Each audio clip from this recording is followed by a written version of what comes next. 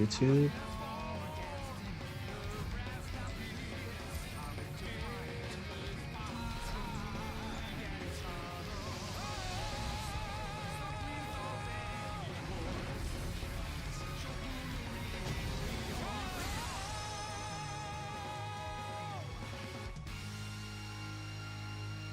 Yeah.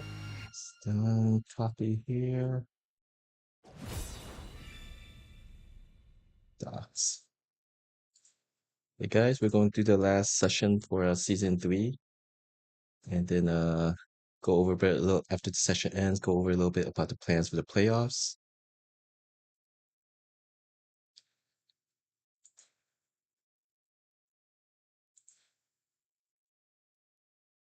Okay, studio mode.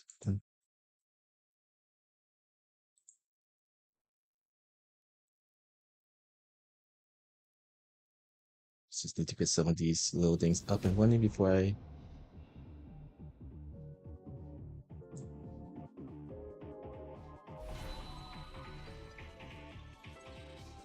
Yeah.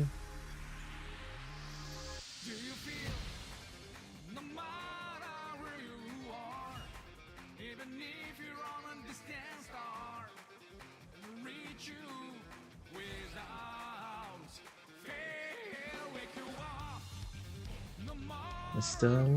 Let's go back to studio mode.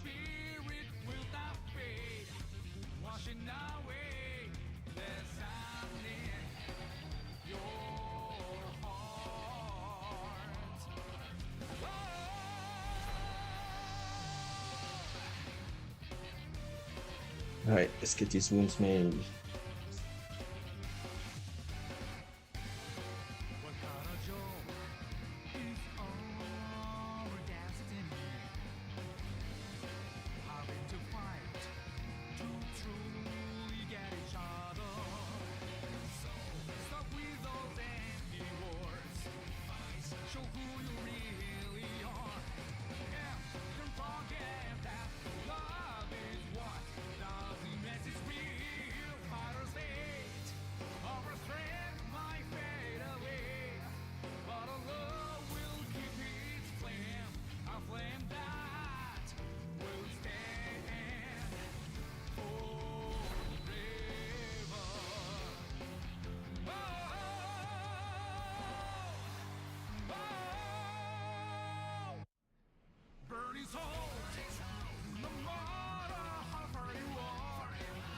That's why I have to delete this. Try again.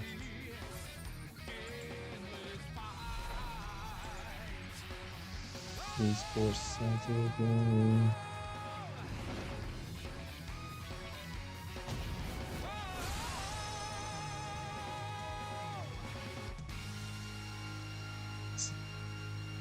Matchmaking here. Okay, all right. Let's get these out. Virtua Fighter. And this looks good. Really fast.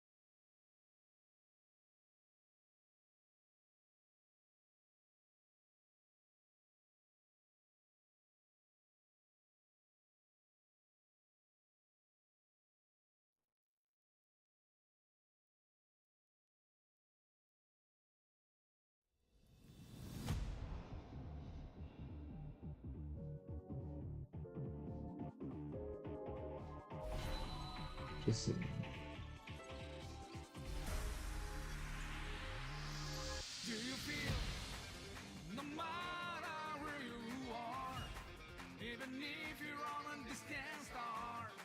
this. It's live. All right, this is done too.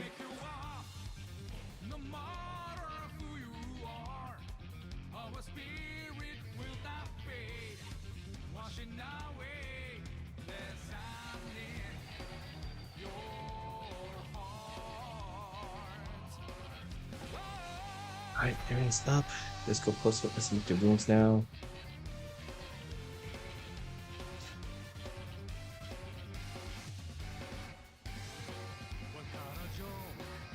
Right.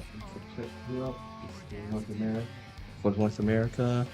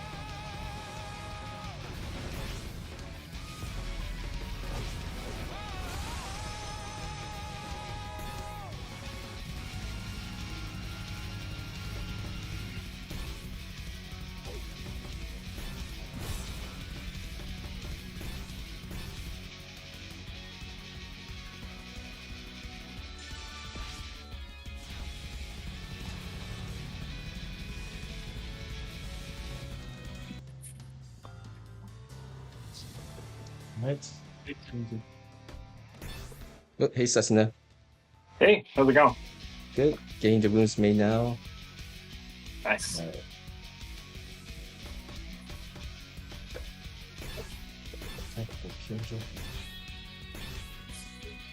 All right, guys. One thing you might notice now is that there's actually 3 video feeds now on the stream. So this is the first time testing out 3 different feeds. So you actually see the dual room that has been, secret, I guess. So it's not secret no more. There's a dual room that is meant for spectators to go in and see if that actually people can use that to get into the rooms. All right, so let me go get the North America room made first. This is being hosted on the PlayStation.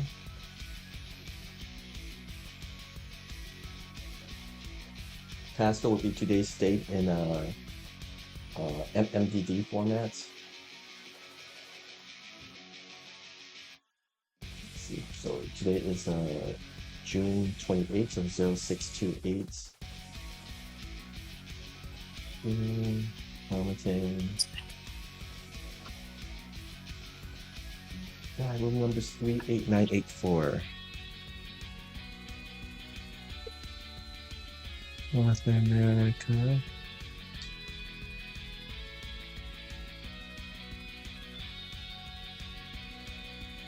8984. 8984.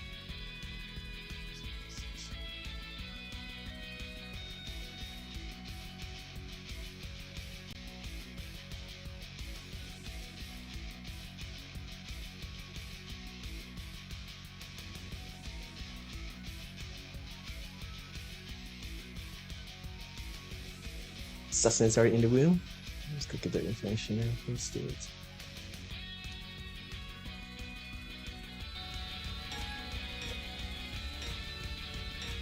Yay, we're interested in there.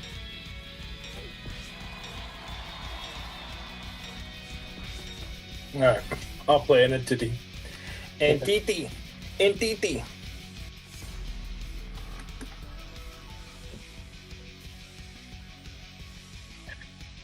No, it's the Yes. second. Round 1. Ready, go!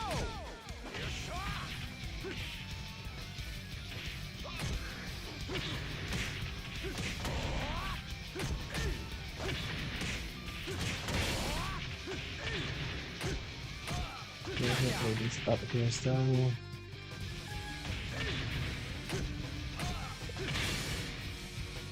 Round 2. Ready, go!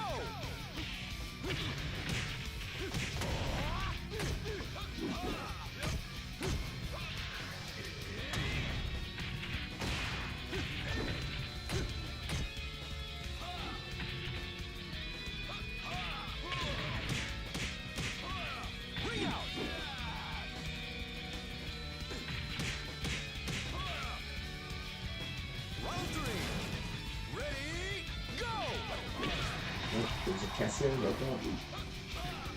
Alright, let me go make the Europe room now.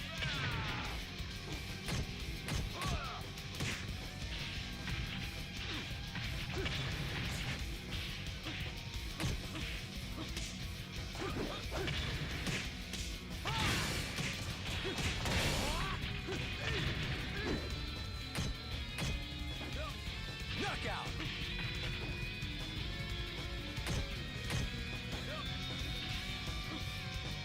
Round 4. Ready, go!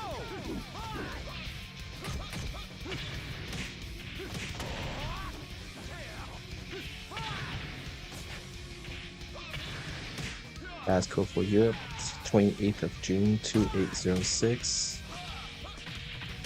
Knockout. Done.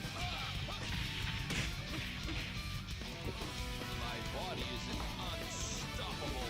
Alright, let's go put this.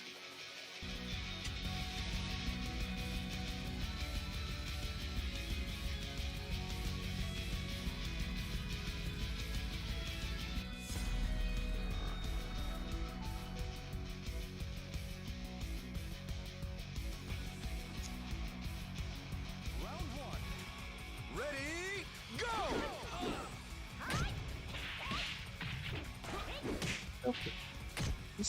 51323 for Europe. Hey, hi, how you doing? So how many of you guys watching this stream right now watched the Evo Top 8 yesterday? So, it was very fun to watch. Good commentary and a lot of sweaty matches. Nutty matches.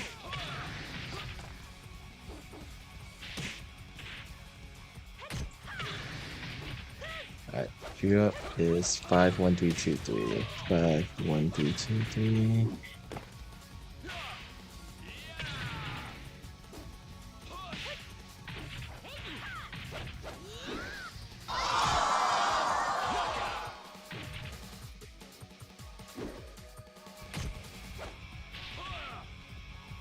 Round 3. Ready, go!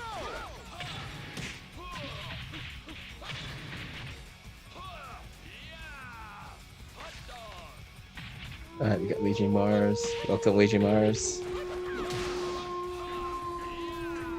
Alright, so we got one person in the Europe, look at 3 or so in the North America. Knockout.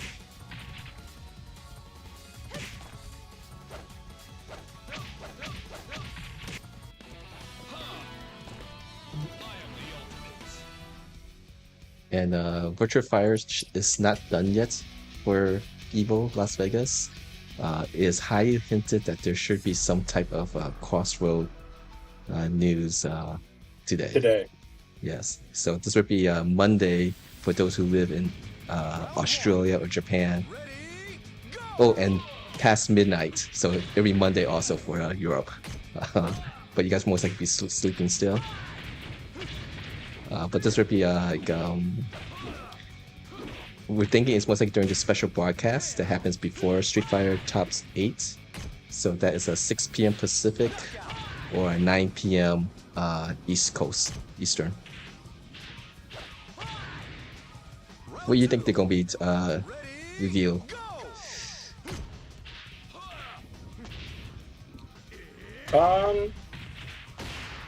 Maybe another older character.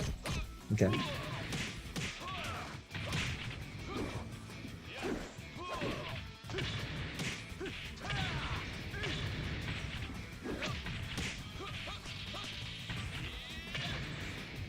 Knockout. All right, and if you can't get into the North America or Europe room, which is for players that live in that region and wire connection, some people say that if you join another room as a spectator, you might be. Some people actually allow them to get in. So that's what the dual room is for. Passcode is this year, so 2026. but having this off stream, but you know that there is a dual win now.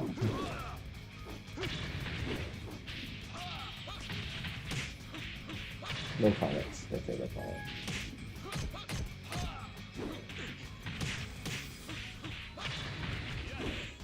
Maybe Come Go and on. Jackie.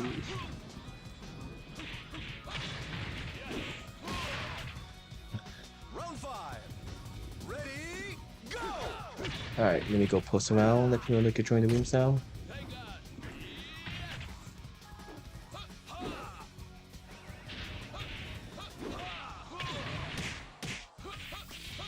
Hey, Kalios, welcome. Oh, Raging Mars exited, so maybe he'll come back. But we still have one person in the room, so someone joined, so no one need to wait for matches. You've got nothing. Alright, it's dual rooms made.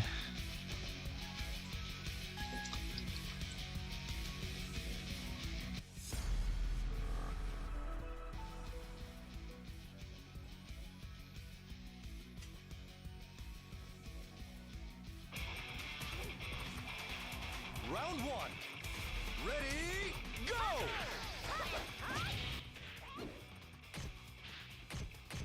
Yeah, that is done. So let's get these sources. Dual rooms already made. Let's put the power one pack up here. Round 1. Ready, go!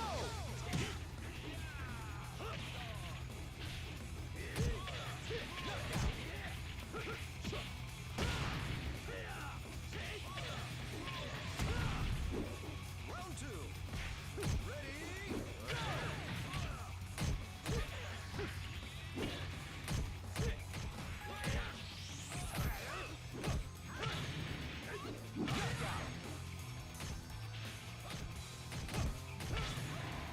Hey, welcome Ice Pack.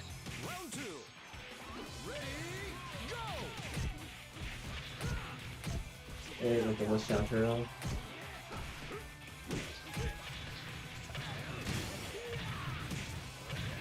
No thank you, comprehensive weather hosts. However you want to call that.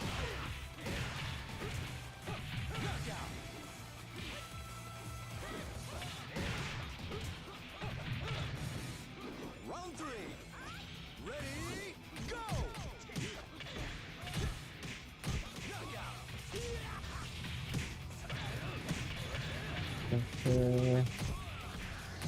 Okay. Done. Alright. Peace.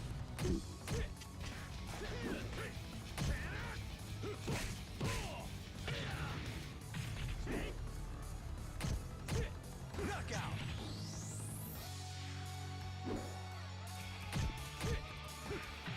Round 1. Ready, go! いつでも相手になってやるさ。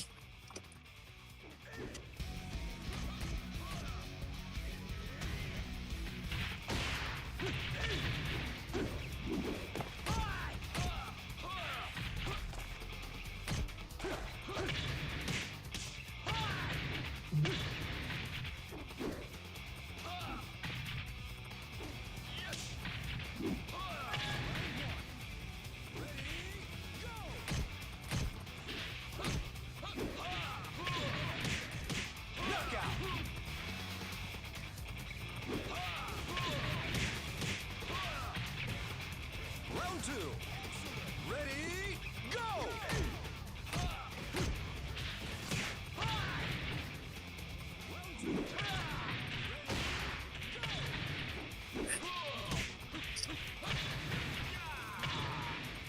That's done.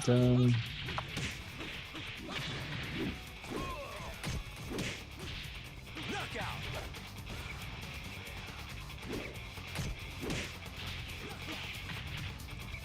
Round 3. Ready, go!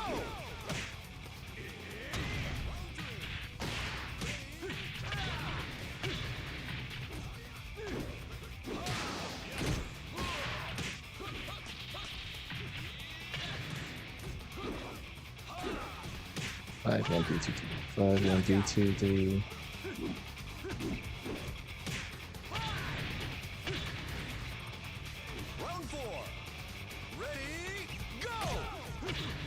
I think that's good.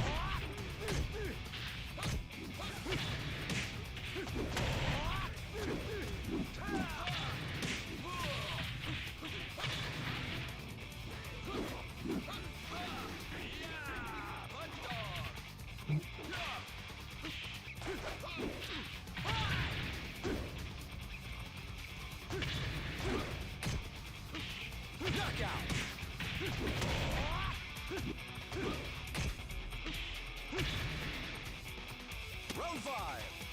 Ready, go!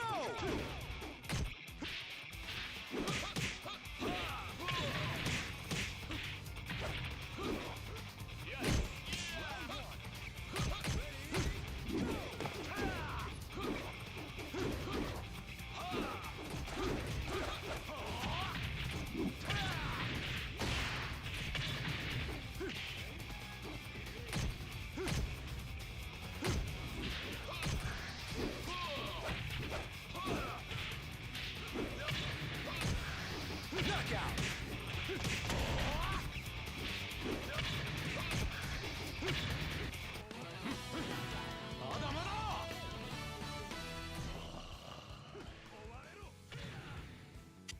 Round 2. Ready, go! Alright, I decided to post in the official Discord and then we'll start the countdown. I think both side has at least 4 players. Round 1.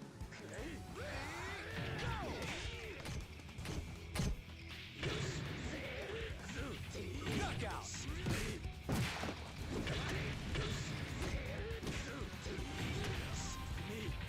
Round 3. Ready, go! Okay.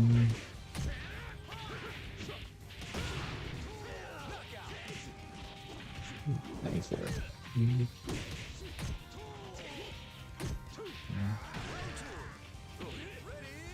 go!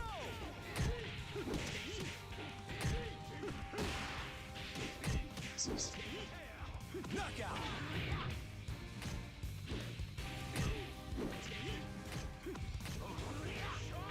Round 4. Ready, go! Oh, so I think late last on Friday or Thursday, the DMV region has like a online league Yeah, we session. Is that a usual weekly thing too? Sometimes. Mhm.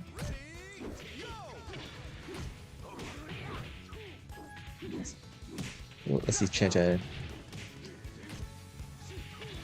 Hey, Chan Chan. Round 5. Ready, go! Assuming if you're posting here that you're most likely busy today. Let's see, 28060633. Knockout! Alright, where's posted?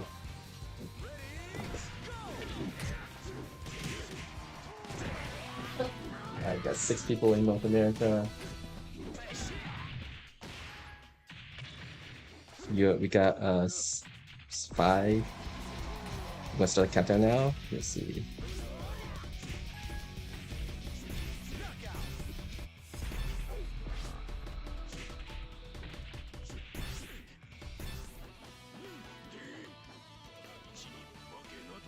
Okay, Nikuda's having some issues. Round 1. Ready, go!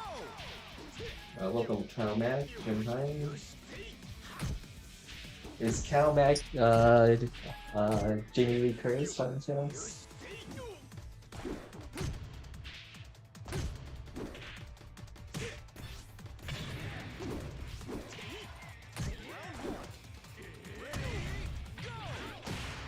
Alright guys, we start the 5-match countdown before we start the first league for both North America and Europe.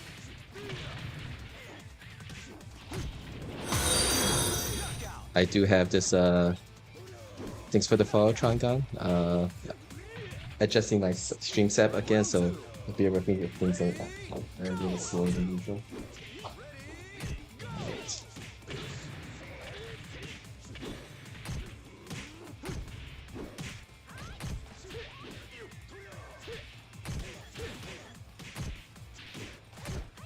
Oh, while we do this, let me just do something really quick here.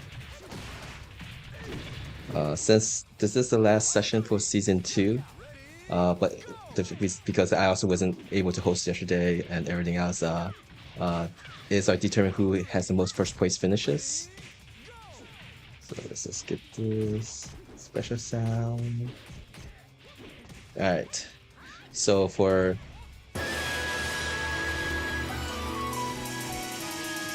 the return of the king after 5 straight consecutive league leader stats for Ultimate Showdown took a break from these sessions and came back to play. So Kingo is the league leader for season 2.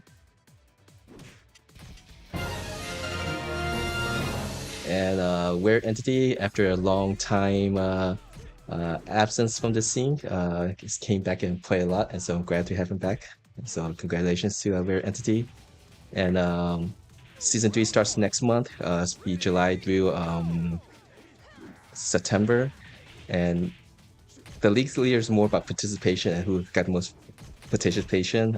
But there's plans to do a playoffs, and we'll go about that after this session ended. All right. Let's go quick this. All right, 4 matches before we begin.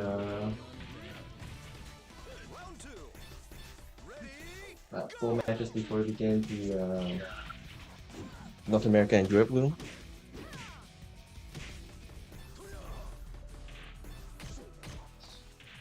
Also, for those who are kind of novice and beginner level, like those who are ranked 1 through 20, the Kyus and Dans, I've started an initiative of us hosting league sessions on the weekdays. And so if you're interested, level 1 through 20, there'll be league sessions throughout the weekdays. So look for information like that on the official Virtua Fighter Discord channel and in other places. Okay. Again, for those who's not familiar, I host sessions, 3 leagues per session. Don't join when the league is running. Join wins about 10 to 15 minutes in between breaks. Stick to 1 character per league. You can switch if you play second, third. Play with a wire connection and within the room that is listed for you. So there's a Europe room and a North America room that is separate. Alright. Please treat everyone with respect, courtesy, neutral ground. Oops, what's that? And recommend delay setting of delay 3. If you kind of live at the end of each coast, go delay setting 4 might be better because this is an entire continent. Alright, and I think that's it here. Yeah, and there is a dual room. For those, it has kind of been like a hidden thing because it's not live stream, that room, because this is meant for people to join to bypass the non-zero bug.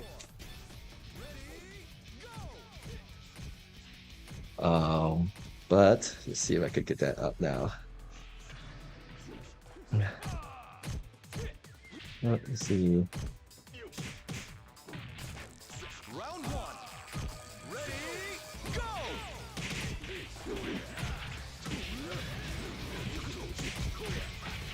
But there is a dual room, and this will be the actual first time I have 3 different capture devices simultaneously in a room. So we'll see if it's actually going to cause too much issues with my laptop. But this laptop has been a nice workhorse for these last several years. All right. And so the idea is if you have trouble getting into the Leon or Jackie room, join the dual room as a spectator for about 30 seconds. Passcode 2026. It seems to help some people, and some other people it does not. But trying to get as many people play if they want to play, this is what we try to do. All right. All right, that's it. Then we go. 3 matches for everyone. All right, we got 9 in Europe.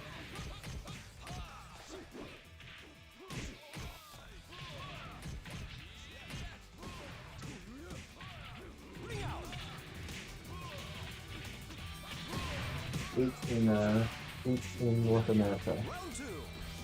Ready, go!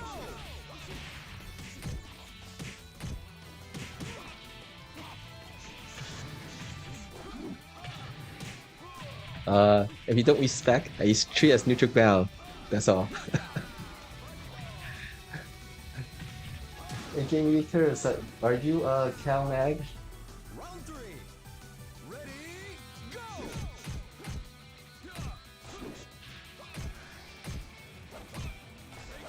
Thank you for the confirmation. I don't mind people changing their nicknames and stuff. Just let me know because I do keep track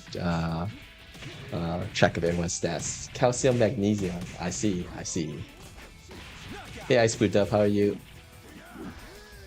Yeah. Also, note on the stream, there's a code and stuff listed. That is when you can join the room. But we don't want people joining when the league is actually running because it does cause issues for ongoing matches. So when the league is actually running, you'll see me switch it so that the passcode and room number is not present. And so do not enter the rooms when league is actually running. So kind of take that into consideration. I know it's not the best solution, but we try to make it as possible for whoever's playing in these leagues as best as possible. But league has not started yet. You still have about 2 rounds before we begin. So please do join if you want to participate.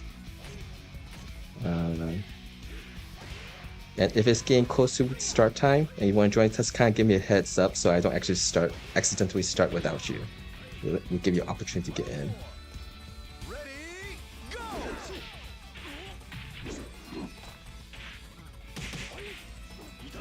Alright, what am I looking at now? Status.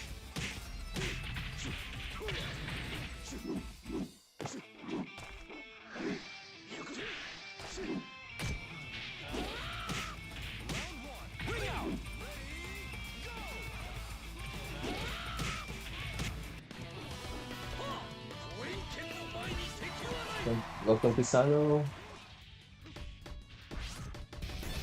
Alright, one last match and then we'll begin for North America. We have 9 players.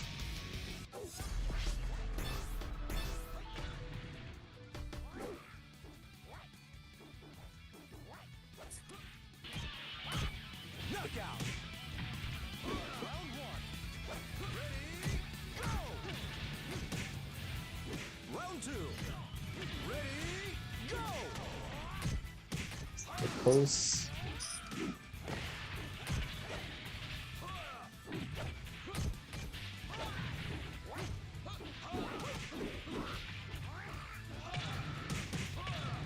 Bring out!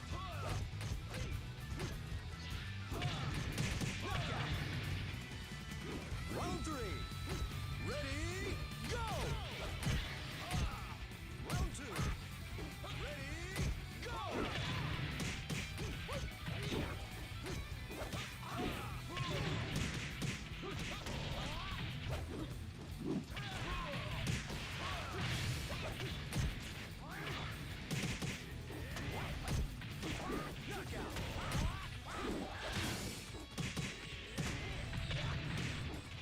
If it's 9 players watch now, let's see. It should be about 30 minutes or so. So 27 to 34 minutes is how long it's going to take watch down turtle. Round four. Ready, go!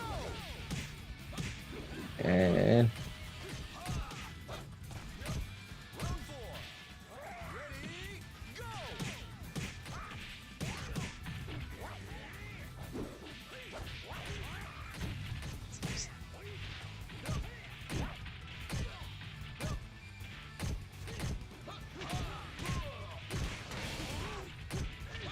Knockout!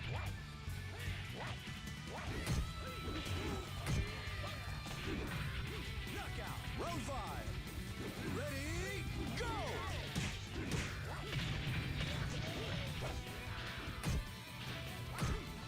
alright, we're going to begin the North America room now, guys. Good luck, guys. Have fun.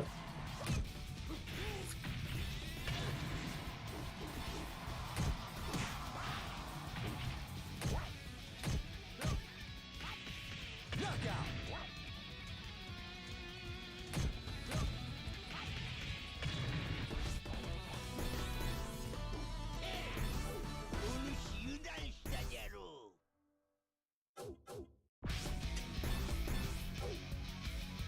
At one match before we begin the North Europe room, let's see, Ice, we got disconnected or something, so I'll just get confirmation when we start that one too. But again, North America room, do not join that no more. Europe, you still have a minute or two to join that if you want to participate.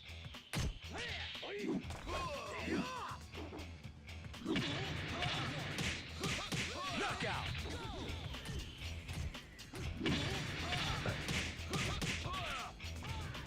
Round 2. Ready, go!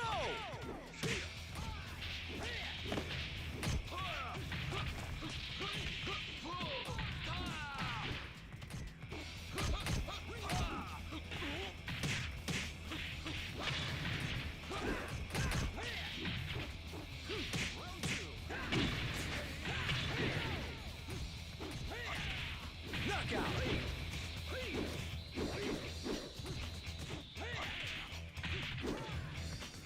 Round 3.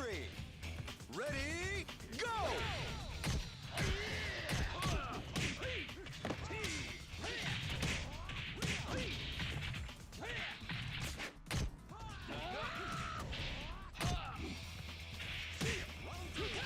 Knockout.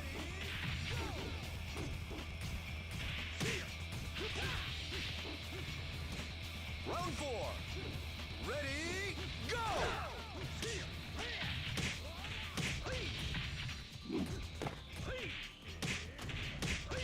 Ring out.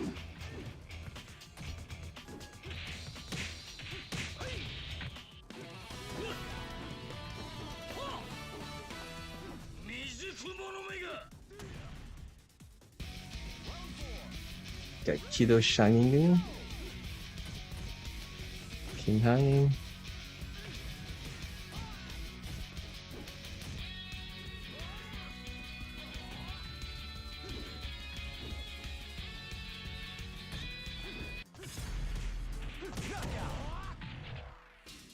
Yep, let's go put this back on this PSN since I leak, and we're gonna begin now for Round 1. Ready, go! Alright, I don't see anyone messaging, so I'm gonna start now.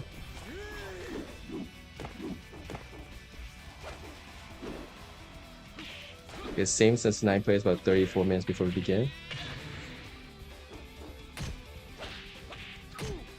And again, for Europe, same amount of players, everyone will get by. Let's go to sources. So both Europe and North America room, please do not join. Knockout.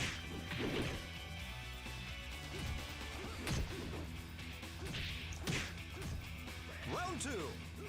Ready, go!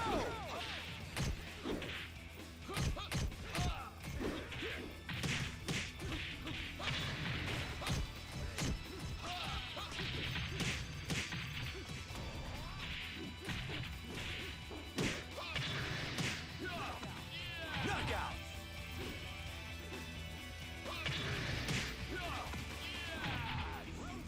Round 3. Ready, go!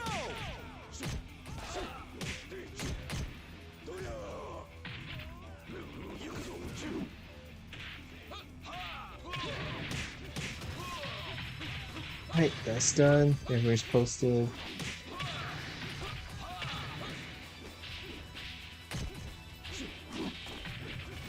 Alright, let's now go over who's streaming. So if you want to watch from different players' point of view, you can definitely check it out. Round 4. Ready, go! I know Sussman was playing, he's going to stream from his perspective. Akira.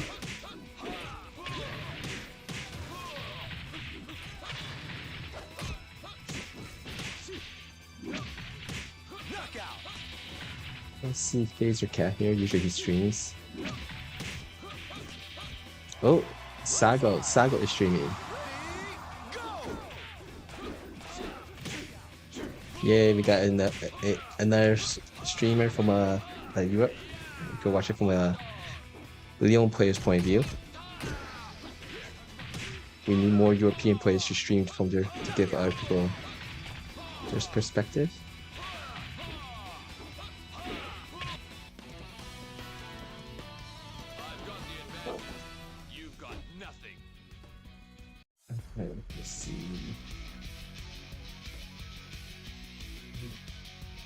It's yeah, Blurring is here, so you watch it from Blurring's point of view.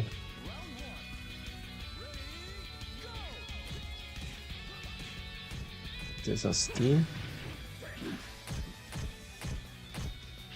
Alright, what am I looking for? Blurring. There you go, Blurring stream. So those are 3 people who are streaming. If someone is streaming and I don't have your information, quick, don't hesitate to post your stream to the chat. Round 2. Ready? Go!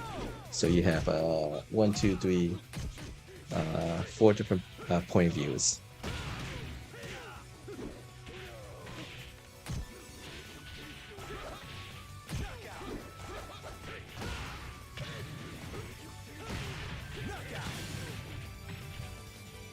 Alright, while they're doing this, go do my napkin notes.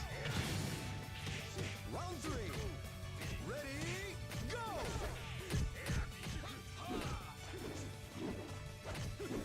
Yeah. Alright, what else?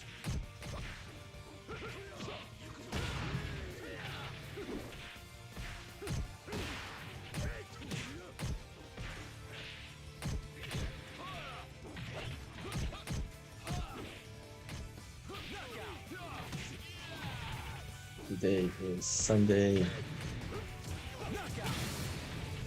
3. Ready? Go! Round 4. Ready? Go!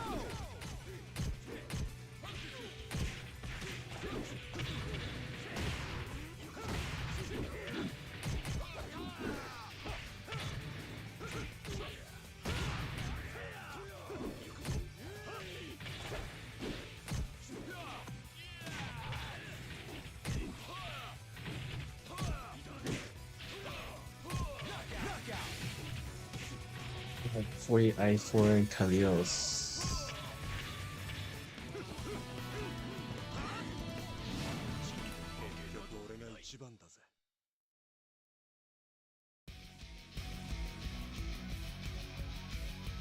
Oh, what's this now?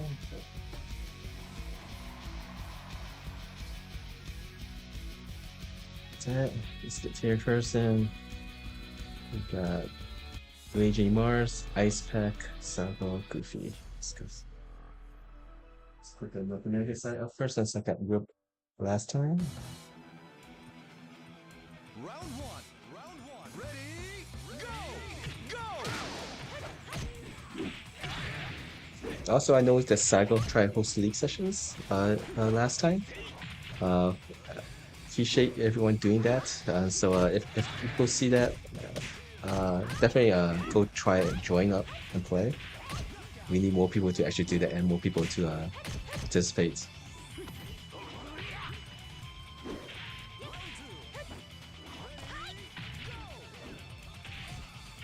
Knockout!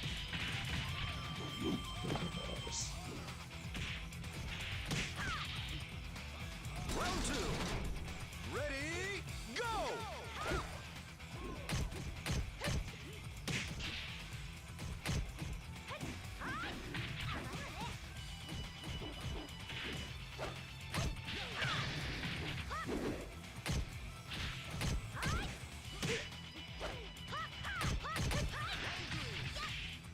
This is first time Bombix participating, so welcome.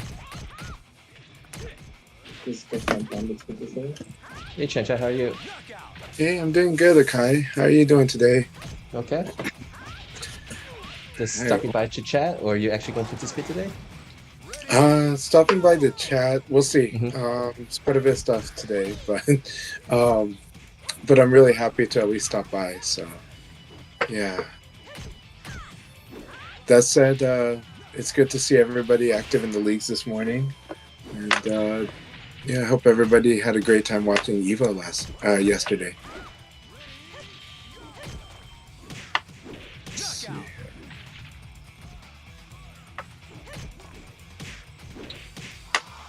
So have you guys been able to talk about much yet today, or what topics have you covered so far?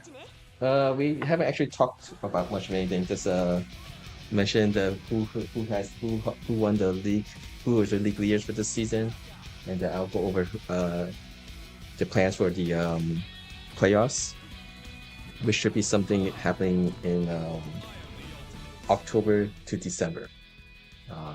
Okay. The playoff sounds very exciting.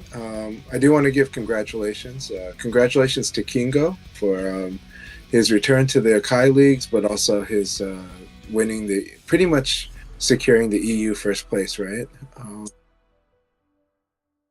EU first place for. I'm sorry. For the current season, did Kingo Yeah. secured Mhm. first place? Yeah. Yeah. Hmm. And also congratulations, Rare Entity. Who's played amazing this season.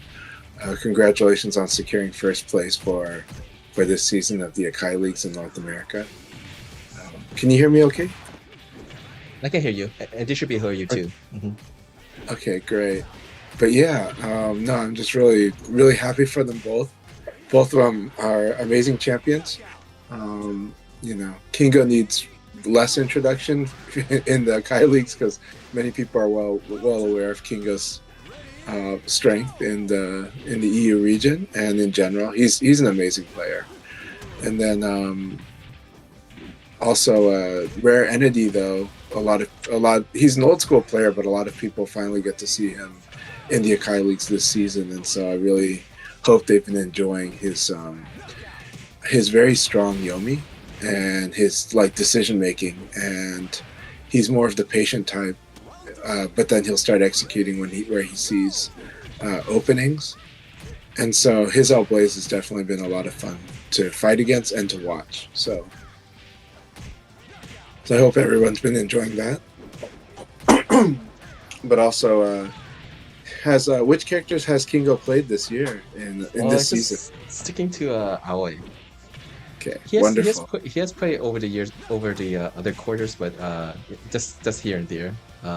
Not like with Ultimate Showdown, where he was 5 consecutively league leader, in which he basically played one season, one single character. So he did with Eileen, Sarah, Pai, and Aoi. I think those were the 4. Yeah. Awesome. And is he playing on console or is he playing on PC? He now plays Kingo. on PC. Okay, so Kingo is now playing on PC because I do think that might have been a barrier for him. But Oh no! He was a regular participant, like in the Salty EU. So Revo? he remains active. I see. With Wevo. He just Okay. play less in the league sessions. It could be also because the PC that he was using, or the account, was not actually his. He shared it with his roommate, so that could be why. Right. He hasn't. I see. But Europe has now a lot of different options. So yeah, definitely Fridays there's a Salty EU weekly thing tournament, and then SEGA usually hosts on Thursday nights league sessions. So more people organizing stuff is great. We need as many as possible to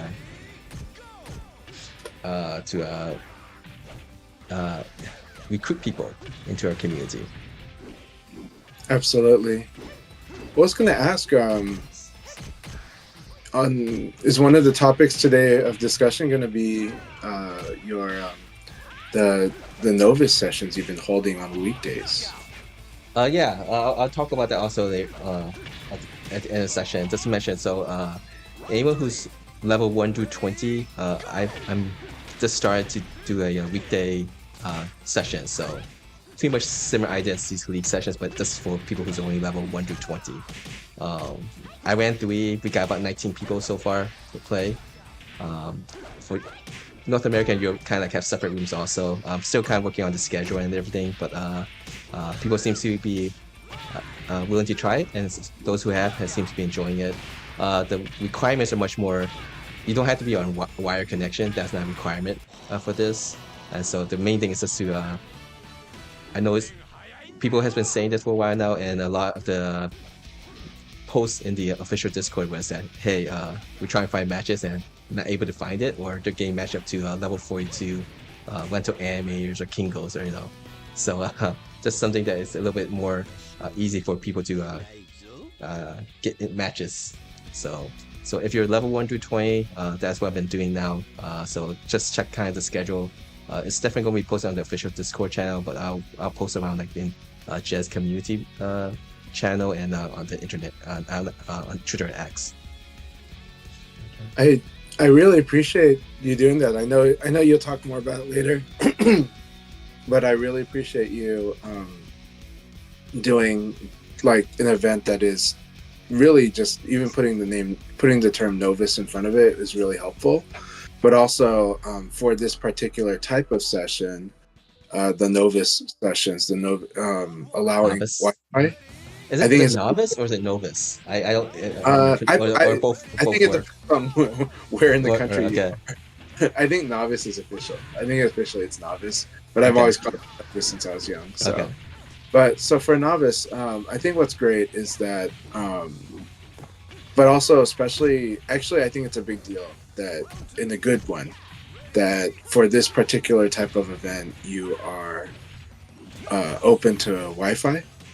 I think, of course, I understand for people that are very competitive, rightfully so. That they want to make sure that the connections are really strong and good. I will say though that like my experience in this game is it's very case by case. There are some Wi-Fi cases that are pretty good, but in a league it could be a little challenging for a competitive league. But I think for a novice league, the great thing is that I think one of the goals of a novice league though, is allowing people to find really good sparring partners for each other or people that they like playing with. And I think there are some people that will be happy playing, that might be on Wi-Fi looking for people that play good matches with them and vice versa. And then some people might realize, maybe not all Wi-Fi matches, but this particular matchup seems to work out well for me. So it opens their mind to playing with that player, And so, it's a blessing for anyone that can have a really, awesome internet, especially fiber and wired connection. But I know that not everybody can have that. And so if there's a place for them, it's really wonderful that there's a place for them to connect with others that might be more open to try. And I think that's an amazing thing. I think it's good for the community, and I think it's good for the health of the game actually. So And generally, when I play against people who are wireless in rank, majority of the time it's fine for me to play. I didn't have too much issues. same. Um, It's been the same for me. Usually, I'm seeing people yell before the match as opposed to after. So, but yeah. But even then, But yeah, so far for now for the Akai leagues on the weekends, the open league sessions, we'll keep it still. It's going to stick to this wire connection. It's because that's everyone's familiar with that and happy with that, so we keep it like that. For the weekday novice sections, and depending on how it goes, and we'll see where that leads. There's some discussions our way about what they would like to do. What will happen after someone get passed into the hunter ranks? Do they still need to be some organized stuff with that? But really, the main goal is kind of get people be active, because this is a good game. Some of the stuff that is in the game make it difficult to play, and it's rightfully you should rightfully be critical and speak that out. The game has issues, but for me, who has a vested interest in this game, people to play this game that me, Chan and others really like, there are workarounds to make it more comfortable for people, and so that's the intention. And doing this, I hope people are more vocal so that they would actually form these matchmaking on their own. Someone did come before to me saying, yeah, it's hard to, even if we post in matchmaking, to get people to play. It's only like known people who post and make these rooms get people to come and play. So it's a work in progress, trying to just get people proactive and to set things up. absolutely. All right, But let's see how many matches is in the 7 matches. So we should be almost done with the North America side. I think there's one more round remaining. Bombix has already finished all his matches, so yeah, one more round and then the North America side will be completed. So just like that. And it looks like we don't have anyone that's undefeated. We have Rushdown and Rare Entity that's currently on a one-loss club. I'm sorry, Chanta. You're good. no, I was just supporting everything you said, and you supported what I said. But I Okay. think, yes, we do need to be critical. At the same time, we got to try things out. We got to. Part of being critical is, trying it out. First, try it out, assess. But again, of course. Also, yeah, I also want to mention one thing here too, based on like people's comments and time, like it is an opinion, of the netcode being bad or not bad and stuff. But like this, and it also depends on how much you know of the game too. Very true. But I see like sometimes lots of negative posts, and then someone tried playing. Like there's this person on the official Discord that I actually got randomly playing his 10th Q John against my Pi, and then after he just messaged me and say he was on wireless, and he's like, he's like, oh, the netcode's decent, but it's my match against him. So yeah, so everyone's opinion is different. So the main thing is give it a try. It's good to listen to other people's feedback and stuff, but the best person to judge if the game works for you or not will be yourself. Exactly. Indeed. Alright, let me get this. Lazanov. Okay, got Nepuha Lazanov here. And yeah, to also back up what you're saying though, I do think with a lot of the people that are coming in, we are seeing more proactivity. So we want to keep seeing more of it, but we've been seeing more proactiveness in the community as well as among new people coming in, right? So obviously Sente's got leagues on Mondays. I know Guibert runs some rooms. Sounds like you talked to Setsuna earlier, so that the DMV seems like they've been running some rooms using the league format as well.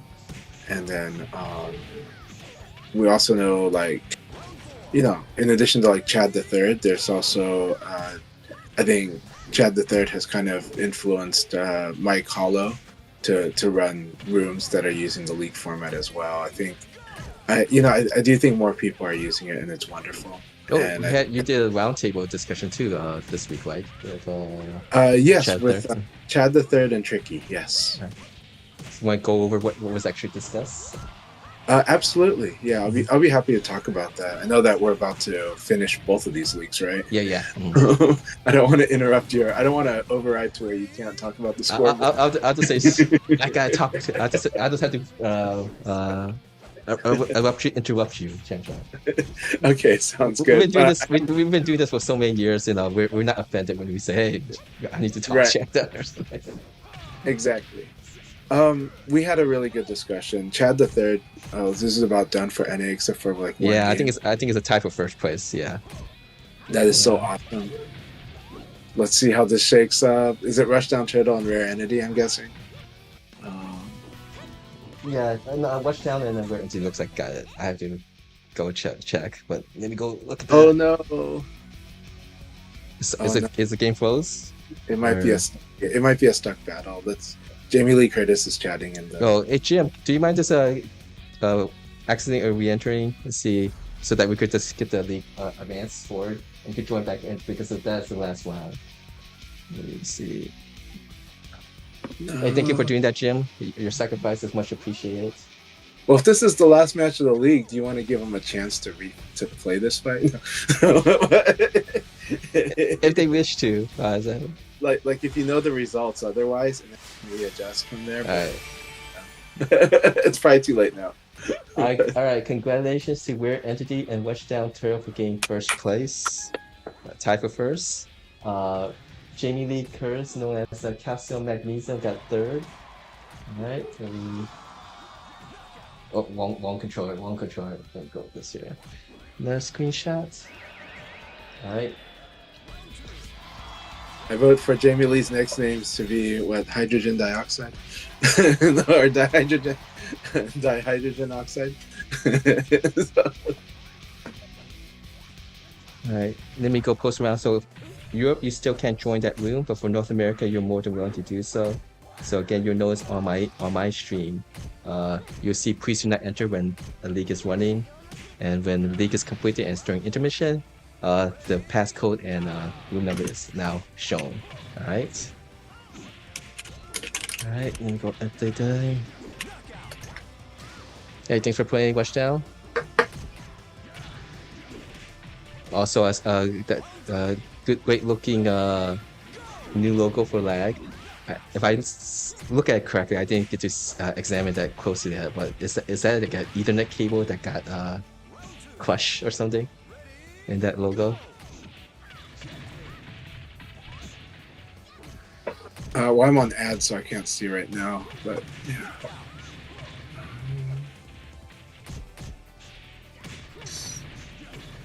Yeah, that's what Jamie Lee Curtis said. If you do see a gray bar,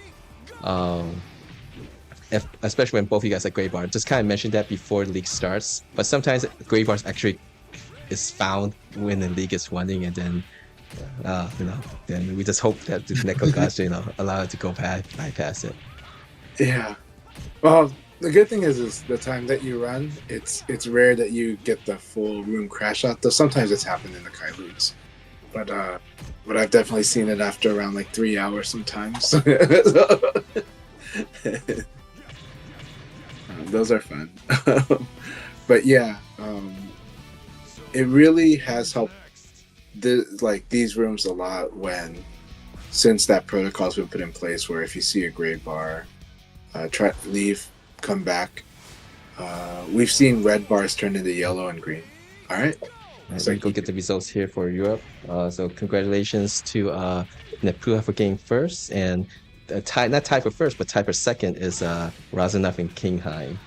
Let's go one more here.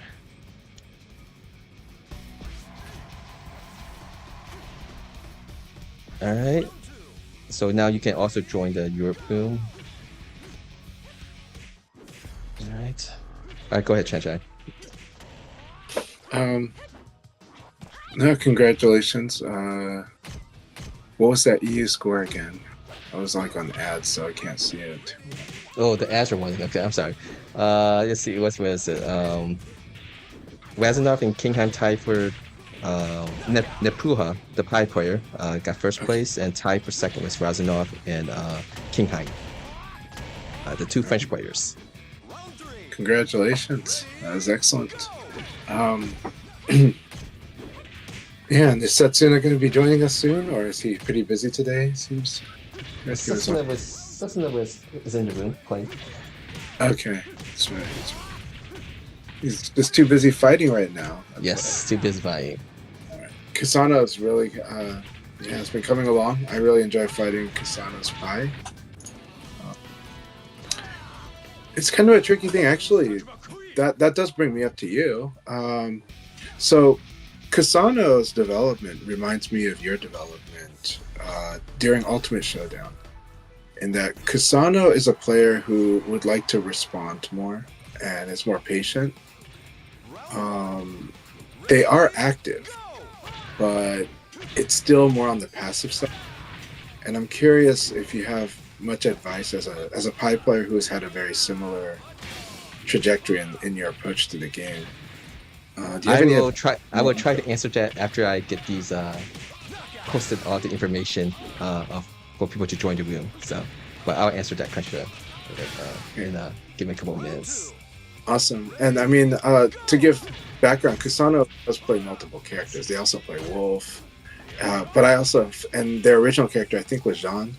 But also, to give background on Akai, I think one of the greatest developments I did see for Akai was when Akai committed to playing to try every character in through the Akai leagues.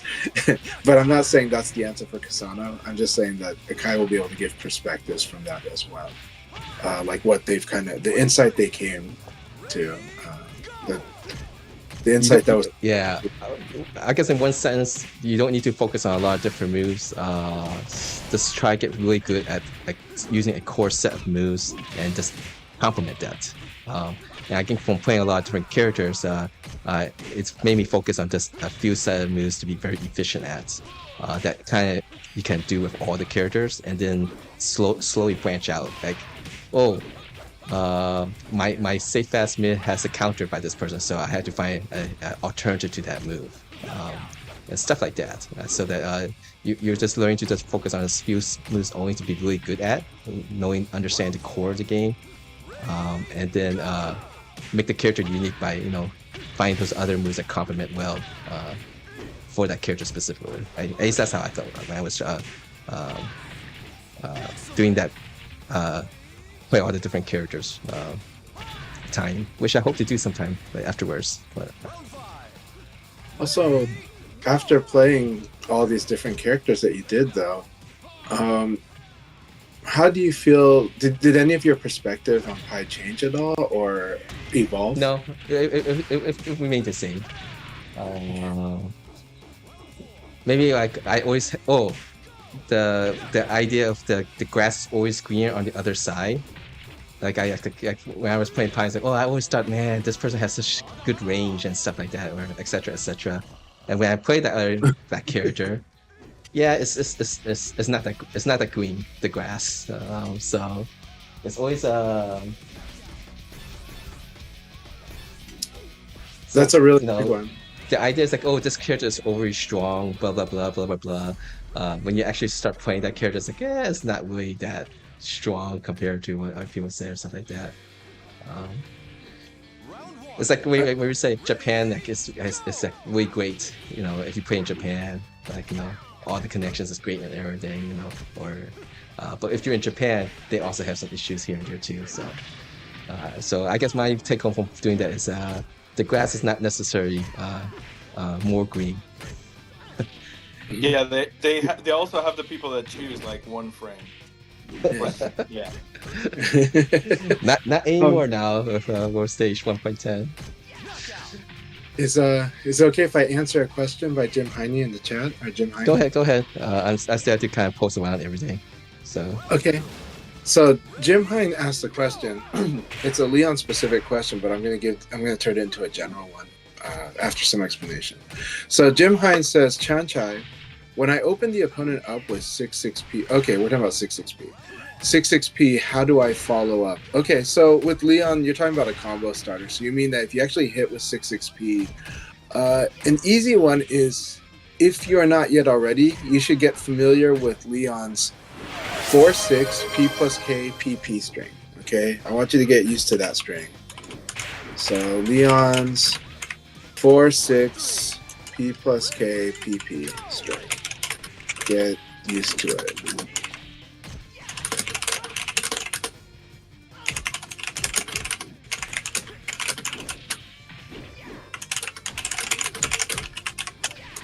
So the reason being that when you hit with 6-6p, you can also do 4-6p plus KPP after that, and then you can do a finisher after that. So the combo is, if you do hit them with the 6-6p, then do the 4-6p plus KPP string.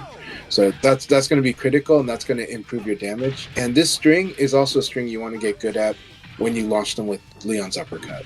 So it is also a really, really good string. So eventually this becomes a really good string to know with Leon, and get used to using the first attack by itself, sometimes using the second. Actually, I know Jim Heine is in the middle, so I know I'm going to count on them watching the VOD to hear this out. Well, now they can hear me out. So this string by Leon, 4-6p plus K, should be a really important string for you to learn, Jim Heine. It's important to learn all three of its attacks and also its extension. So first off, the single 4-6p plus K is a 12-hit high. It is a substitute for jab. And it's really important for your combo damage that you get good at using this move as well. because even just using the single one to replace a jab is a big deal, because now Leon has like 2 jabs, and that's important in combos because if you use the same move twice in a combo, the amount of damage scaling is a lot. So if you're able, like in wall combos, you're going to use the single high punch and you're going to use the 4-6P plus K, and they both fit in there without degrading the damage of the combo dramatically because they're 2 different attacks. When you use the same attack in a combo twice, the damage lowers a lot. So it's important to learn it for that reason. It's important to learn the high poke. Another topic for Virtua Fighter is 4-6P plus KP. 2-hit string of this is really good. And it's really good because in Virtua Fighter, high mid string is really, really good. If you fight opponents that do lots of 2P whenever they see a string, high mid strings are your friend, no matter what character you are. If you're Akira or Go, this is just punch punch, we'll do this. And actually it's good even against El Blaze in certain situations. There are certain times when he's flying about and you use this high mid string and it'll stop him. So the high mid by itself is really good. You will see me use the 2-hit string, 4-6P plus KP. You'll see me use it because it's a high mid, because it can't be crushed. Especially like I fight Eileen and she wants to sneak a low punch, or she wants to sneak her 1P plus K in, and I'm like, no, I just go boom boom. And then I make them really have to guess on the third attack, because 4-6P plus KPP, that third part can combo on counter hit. This really becomes stronger at higher level. But anyways, where you're at right now, Jim Hine, practice doing the 4-6P plus KPP. Later on, practice the 4-6P plus KP and then down or up MP. This causes you to finish it off with the spinning. And this is going to be the key to maximizing the damage and potential ring out you can do with Leon's uppercut. So learn that string. It's going to really add up. Another time I can talk to you about how to where 6-6P is good and whatnot. But to answer your question, develop using this string. It'll help you a lot. It'll improve your Leon. All right, I'm going to interrupt here right now. There's a player that has his name asterisk marked to me, so I can't actually see who the name is. I'm not sure why not. And so anyone who's in the room, if you can actually confirm, there's a Sarah, Defender level 24 player. There's an orange bar connection with me, but sometimes the rooms just display incorrectly for me. So if you guys can confirm who that person is, and does everyone else has good connection with the Sarah player, or if the Sarah player is watching the stream, can you please let me know? If you might not be in the right room, there's a room for Europe too. Oh, Scoop the face. What did you do, Scoops? He usually does not. He usually I can see his name. All right, so that is fine. Thank you for the confirmation, John Whipper. We got John Whipper in the room. So 2 more matches before we begin the North America room. Yes, active communications helps greatly get these leagues running smoothly, so appreciate that, John Whipper.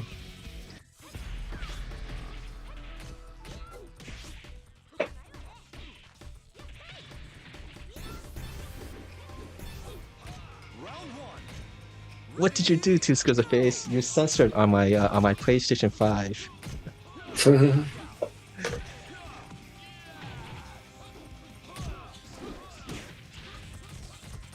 Round 4. Ready, go!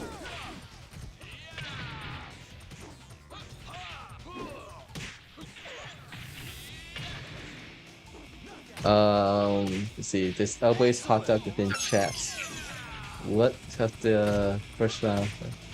Are the VF Neko guys actually unkind to you, VX Shaki, or are you just using points?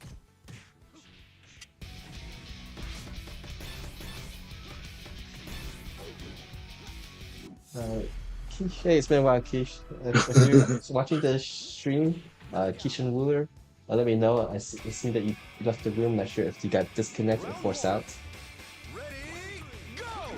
But this is the last match before we begin. And looks like we got Ooh within joining, General Whipper, 2 scoops of face, censored 2 scoops of face.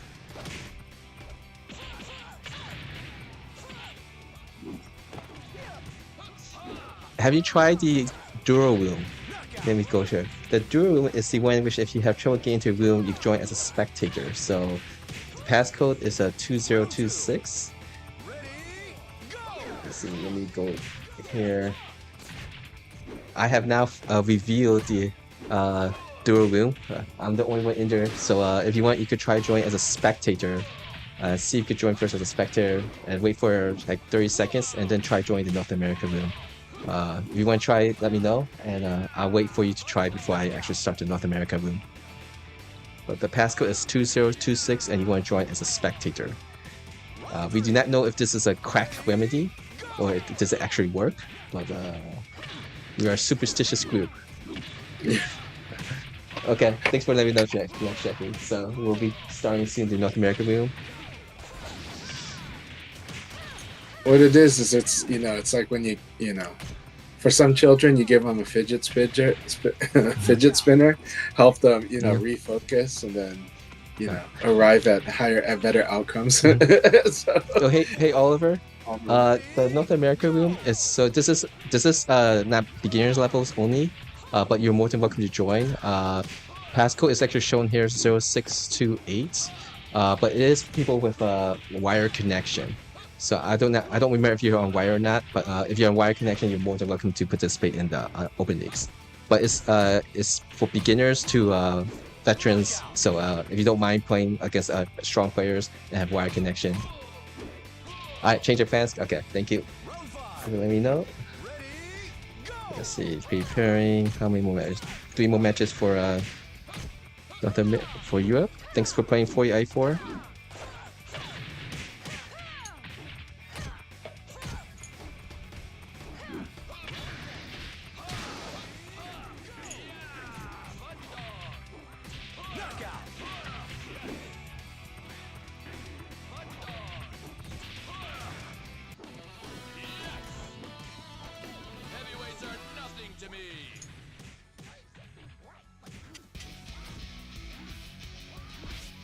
Alright, we're going to begin now. Good luck, guys. Have fun. Good luck, guys. Good luck. Have fun. Okay, that's 11 players. Give him hell, Satsuna. We're cheering for you. Hey, Uwu. Yeah, level 12 will still be kind of considered a beginner. I just had to make like an arbitrary cutoff. So there could be some leeway, but right now, yeah, let me think about that. But post in the Discord channel to kind of remind me. I just made a cutoff so that we could try just to get the novice leagues going. But then it starts saying, okay, level 21 is still considered now because they just finished, But then, so maybe we should also include level 22, level 23 because they're in that same group bracket. Oh, but then they're level 24 to 26, so there's going to be a point where we just have to do some arbitrary cutoff of some sort. But speaking of that, there were some conversation before later on that if people are graduate and got to level 21, should there be another type of session for them? So these are all kind of things that we can talk about with time. But I'll write that also because you might be playing your matches and not paying attention to what I have to say. Alright, 2 more matches before we get the North America, the Europe League.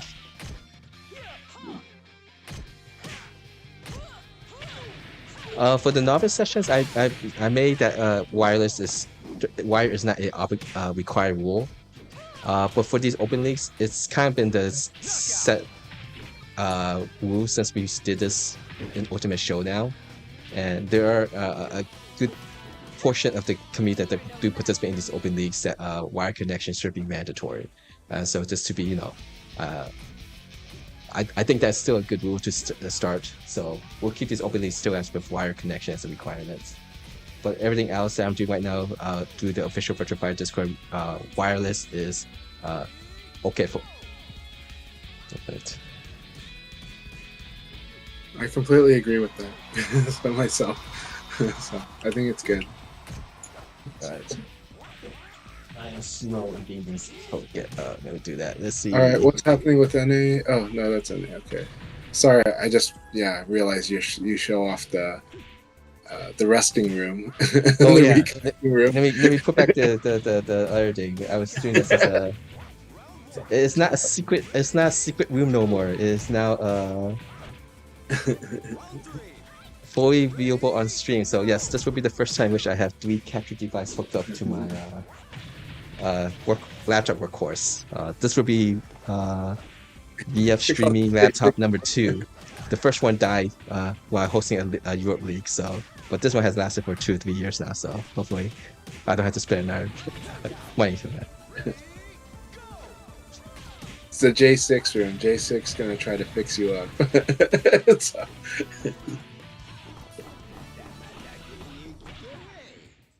One more match before we begin the Europe room, I think. Maybe just Akai has a wonderful command center now. I'm still getting used to it. And this is version number 3 in which I've changed the positioning of some stuffs because I do find that I have to turn my head a lot, and the microphone I'm not used to moving it with me as I move around my head. So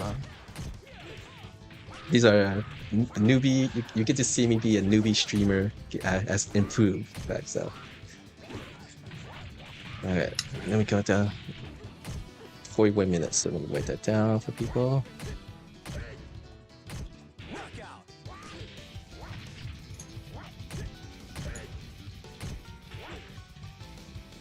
Round 2. Ready, go!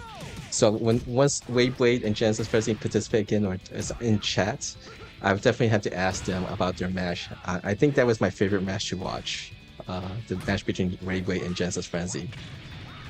Maybe because they both participate in the leagues, and I have a guess on why Wayblade might have chose Sarah instead of Pi that he was using earlier before as the first match. But I would have to hear from themselves. So, but there was a lot of dual skips in their match. Round 3. Ready, go!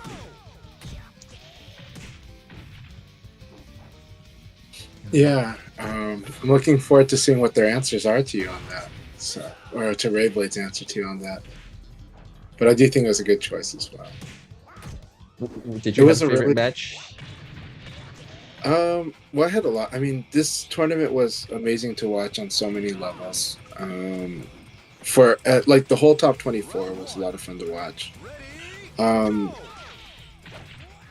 So like, I really enjoyed watching like on the first day, Frost versus Numbers. I think I was so proud of how Frost played that fight.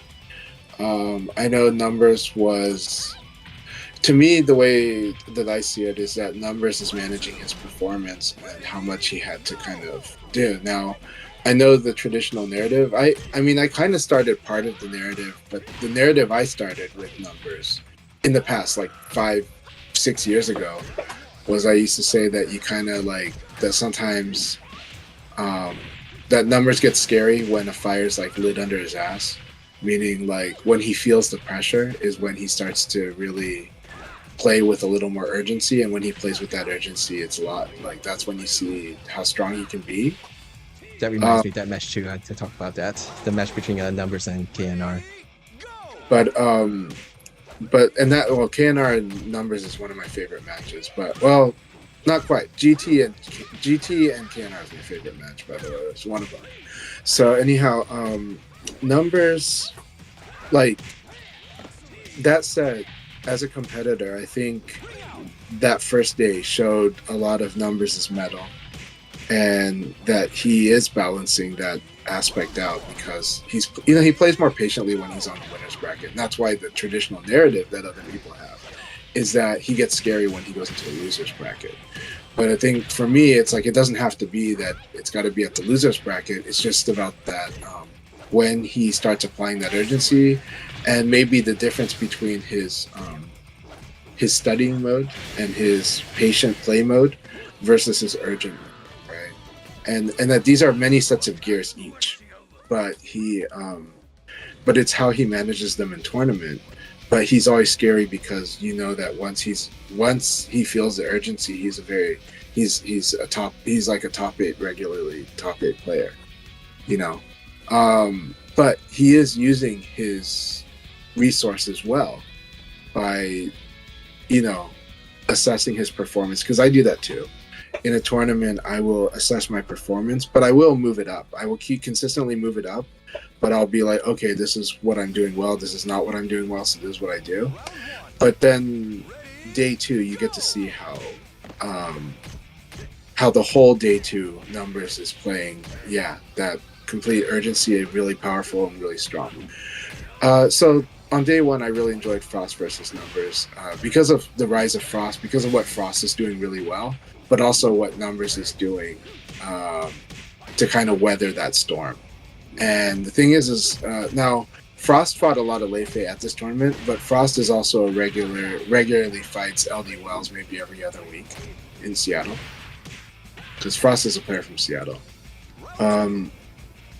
And so he has experience with a lot of things, a lot of set plays from Lei Fei. But, you know, all of the North American Lei Fei players play very differently. You know, but there's a similar story to be had with, I really like the way Frost versus Limey went as well. I thought Limey Porcupine handled that like a veteran and found it, like, from the match from numbers, he got to see kind of some aspects of what Frost would do. And Limey came out with a really good strategy and just a few tiny adjustments. But also Limey just was like, I'm not going to try to go for like a big punish. I'm just going to settle things when I know there's this predictable high, I'm just going to low punch it and go straight from there. And sometimes that's the play, right? If it's the player, it's the competitor, they have to assess whether they're going to be able to duck and punish in the tournament. And if they can't, or whether they just want to make it clean and simple. Right, and GT is a player who usually is just clean and simple. You'll just see him go. He definitely ducks and punish, but sometimes, depending on how he's feeling or what he feels he needs to do, he might just go, I'm just going to clean this up. I'm just going to 2P that. You know? So yeah, it's a big decision, but GT will try to react 2P though. So anyways, no, it was exciting watching that. So I was, as a Pacific Northwest player, I'm having fun watching Frost go through and really prove himself. And I thought he played amazing for where he's at, where his game is going, and showing how strong he really is. And you get to see him get his medal tested and testing the medal of others. So for day one, those were always exciting. But yeah, KNR versus Gentleman Thief is definitely one of the matches I could rewatch a lot because of what's going on, and it's exciting watching how KNR is fighting. Anyways, I'll let you go because you were mentioning KNR versus numbers.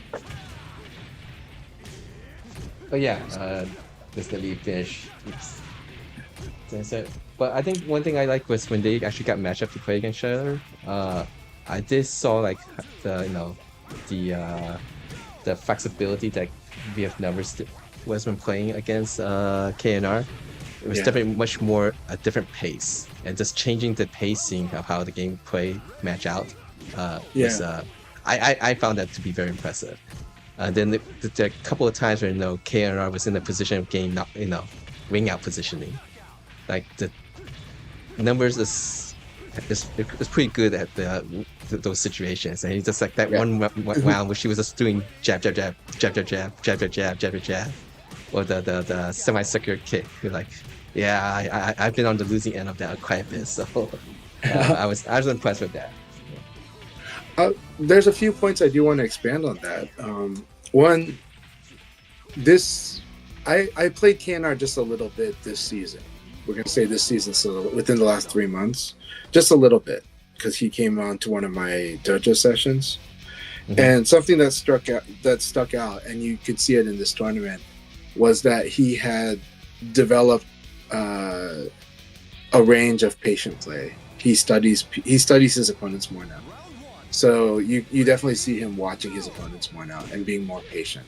So he manages his pace really well, and now his pace not just includes like the hyper pace and the medium hyper pace, but he plays slow pace very well now too.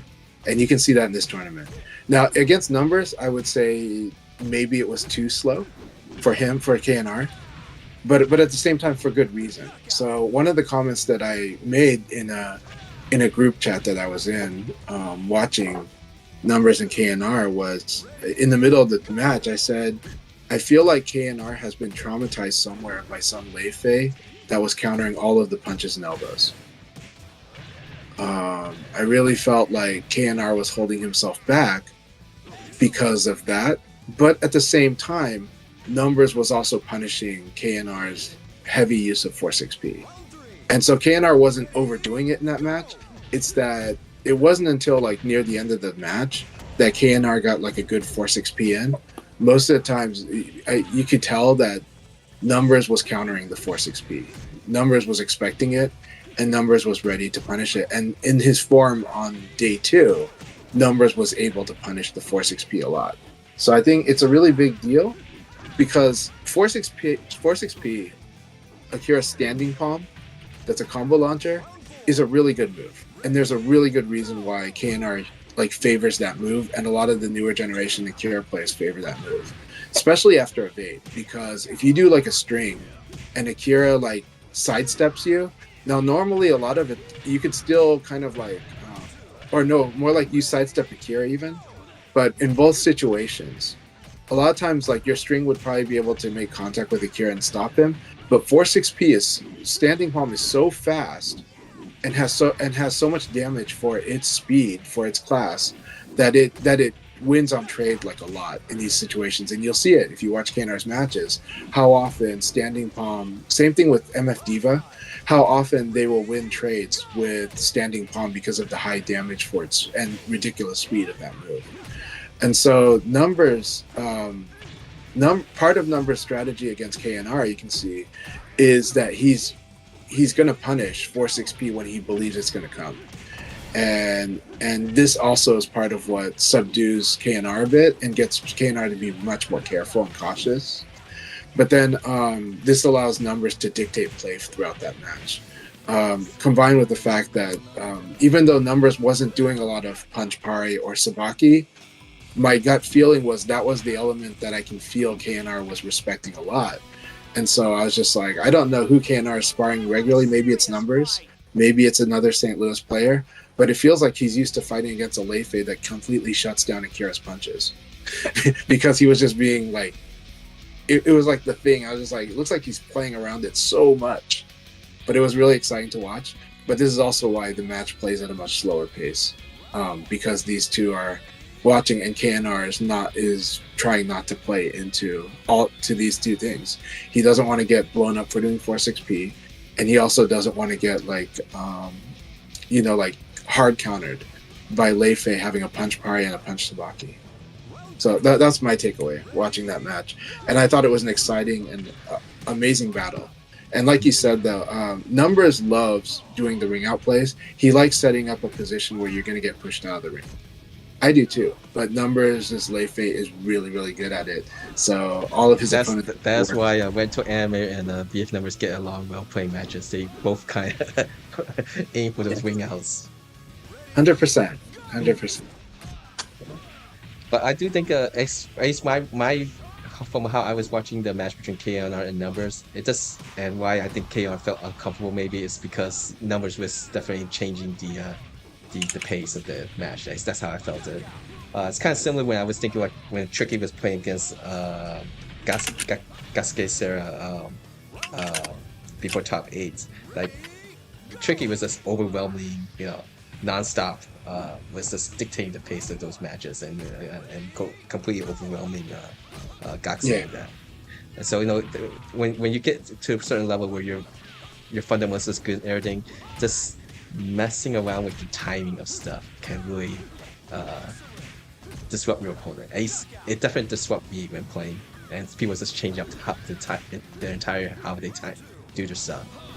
So Yes. So also kudos to the Shaolin Temple, the Ayashaya temples of USA, the northern, southern, western, and eastern branches all had one representative reach the top 16. So kudos LD Wells, CG Sonic Boom, Numbers, and Limey. 2 of 4 made it to top 8. Yeah, and 4 into top 16. Okay.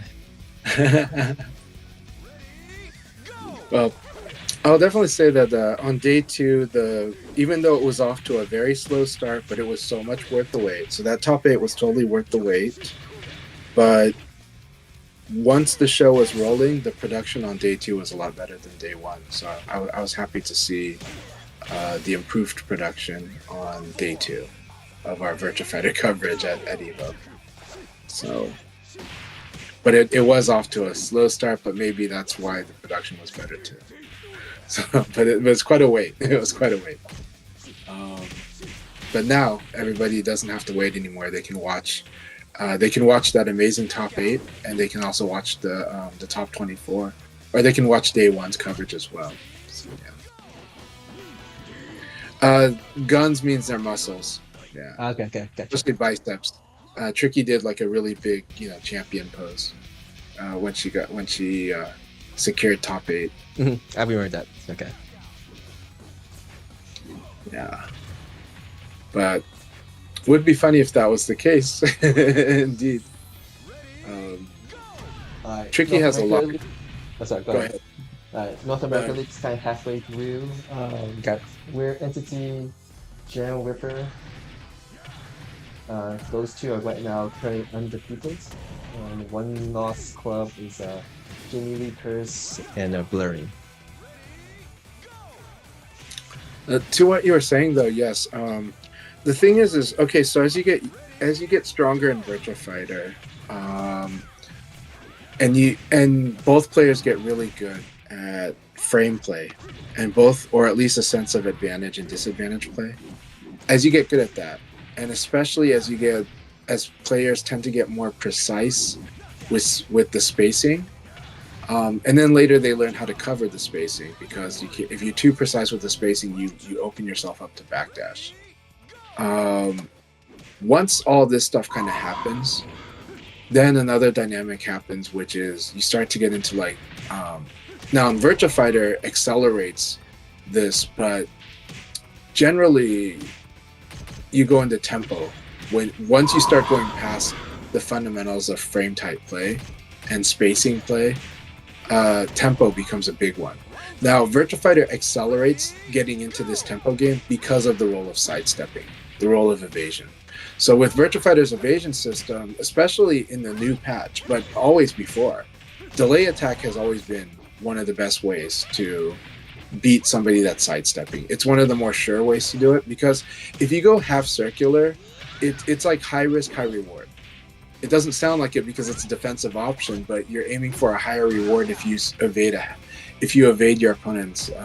If you do a half circular, you're aiming to beat them from evading and getting a good effect there. But the risk is really high, because if your half circular gets sidestepped, you're in deep trouble. Like, you're so minus in almost all half circular attacks.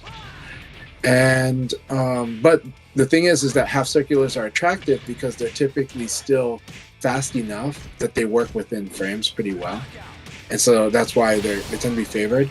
Throwing is, of course, the most definitive way to kind of deal with the sidestep, but throwing is risky because it can lose to just enough delay attack, and it loses to attack period, right? So this eventually turns into a variety of factors leading to delay attack is good against throw, and delay attack is also good against sidestep, and it's happening on both sides. So because of this, Virtua Fighter goes straight into tempo play. And in tempo play, a lot of things happen. Once people start delay attacking to beat whatever you're doing, suddenly you doing a Bari becomes good.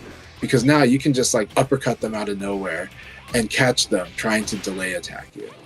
So this creates a very powerful tempo war in Virtua Fighter. Tempo wars are not new if you're playing Tekken or Soul Calibur and anything like that. You kind of have to get into it because that's how you're going to move beyond the basics mix-ups and the basic frame play. In Virtua Fighter, the mix-ups are right away. So the mix-ups, the tempo wars is kind of an alternative to the mix-ups, but sometimes what happened was somebody's subverted the mix-ups or outplayed the mix-ups with a little bit of a higher level technique, and this creates a tempo war. And so tempo and timing become really important areas of battle the higher level you go, but it's not the only thing. You end up mixing this with mixing up. So you end up going, I'm going to force you to guess, or we're going to play guessing on timing. So we're either going to guess on options or we're going to guess on timing. And then both players want to try to watch. But then the thing is this. So the funny part is this. When you start wanting to watch your opponent, they're now allowed to delay attack. And when they're allowed to delay attack, they're also allowed to use slower attacks. And this opens things up. So Virtua Fighter is just crazy dynamic, and it's an amazing aspect of the combat of this game. How all of these little elements come together. And the more you can see them, the more fun and interesting the game is, actually.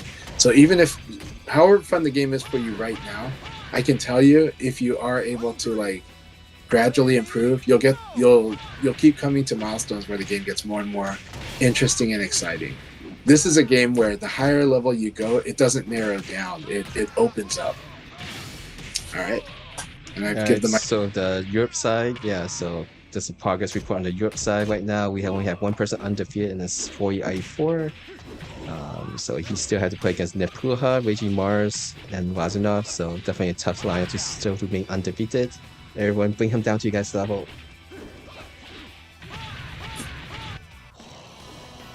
Session just won his match on stream here. He is also streaming Tio Sesu. There are multiple. Blue screen. Is the game froze for you? Round 2. Ready, go! I think that means I think Ice Blue just got disconnected or something. Let me check that for a second. And we only have one person undefeated right now in the North America League, and that is General Whipper. So he has 2 more matches so someone to bring him down to everyone's level. So, alright. Round 3. Ready, go! We'll check. Alright. Apologies, I'm Shout going to go on the stream here to see what's going on with the Europe side. Alright. Let's see. Go ahead, sorry, Jenna, you could talk. I was just giving some shout outs to General Ripper, who has also won some seasons of the Akai Leagues, right? Do you happen to remember how many seasons he's won? He's won like General Whipper? Yeah. Yeah, 2. Season 0 and Season 1. Yep. So yeah, General Ripper has also won previous seasons of the Akai Leagues. Amazing player, and really happy. Like, this is another case where I'm so happy that like when crossplay came to REVO World Stage, that he gets to fight with even more players than before, because he was definitely he mostly played on PlayStation in the past. So.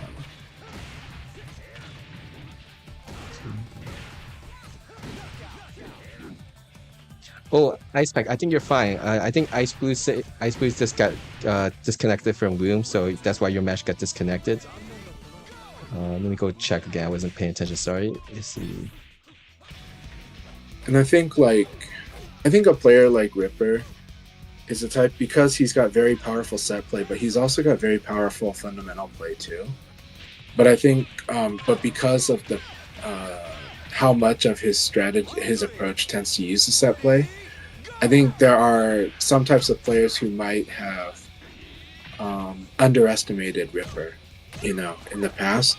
But I feel that in this era, where now that we've got rollback netcode and that we have crossplay, and even if it's not perfect, I think Ripper's game just really proves itself to any doubters, like how strong of a player he is and how scary he is on fundamentals, of course, too. But it's like, it is common for a lot of people to get frustrated by not floaters, what they call it that, but like by set plays, and they get frustrated if they walk themselves into it. But they're in every game. You have to learn it. They're in chess. you got to learn it. They're in basketball. You got to learn it.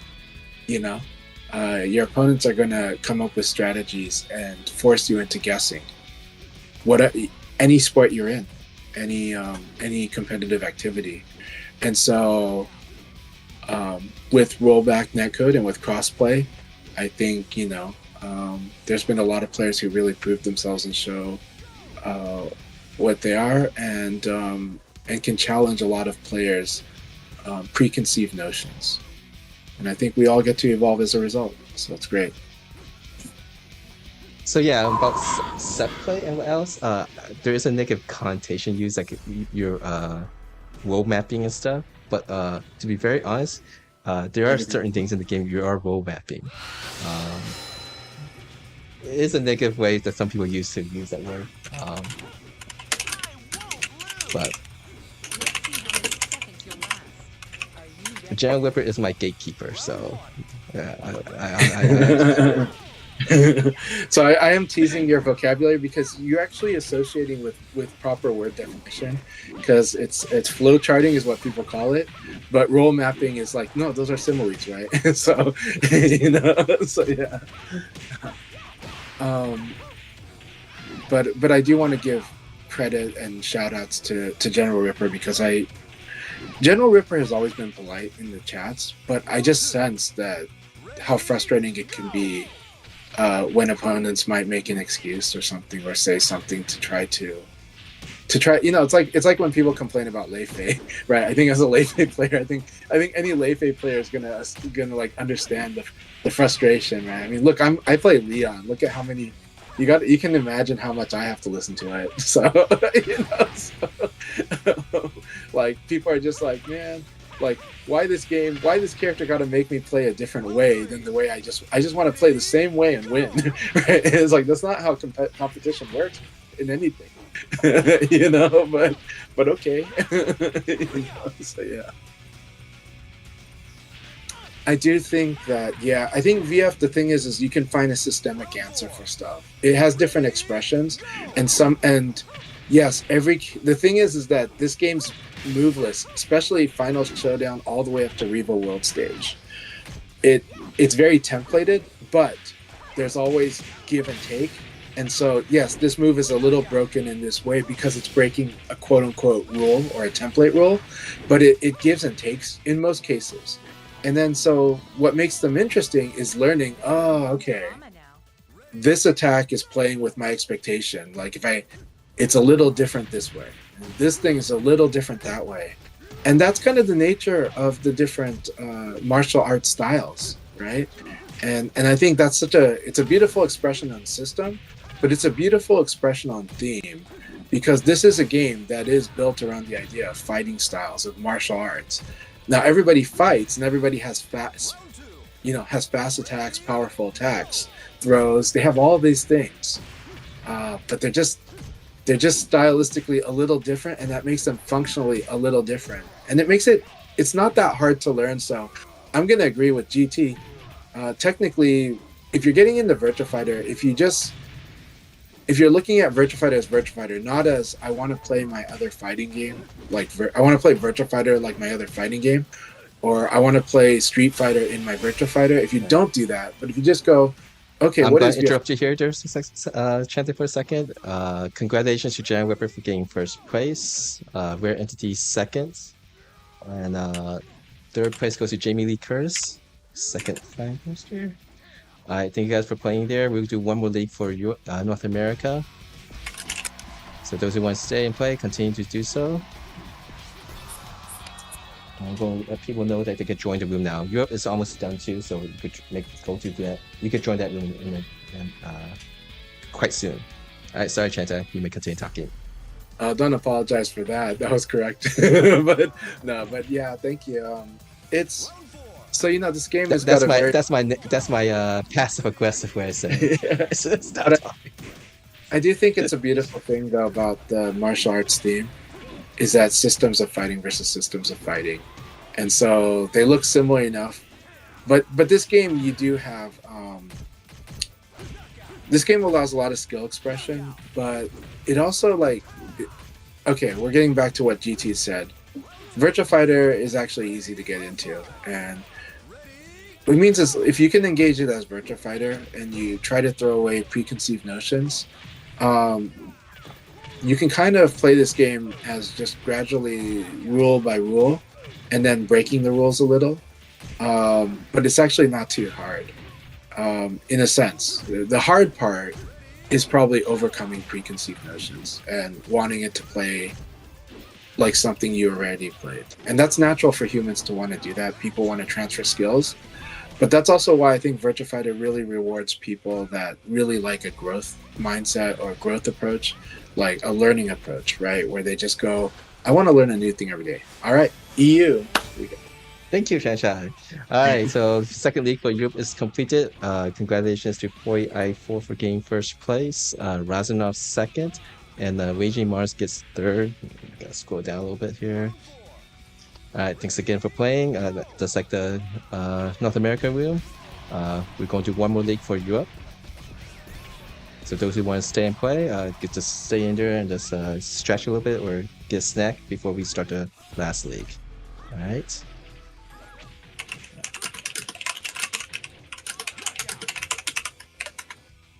Hey, welcome Kirikam, who's also another streamer. So it looks like Kirikam and SEGA will be streaming. Good to see you, Staticulator. Have a wonderful day, Jim Hine. Thanks everyone who supports the Akai Leagues.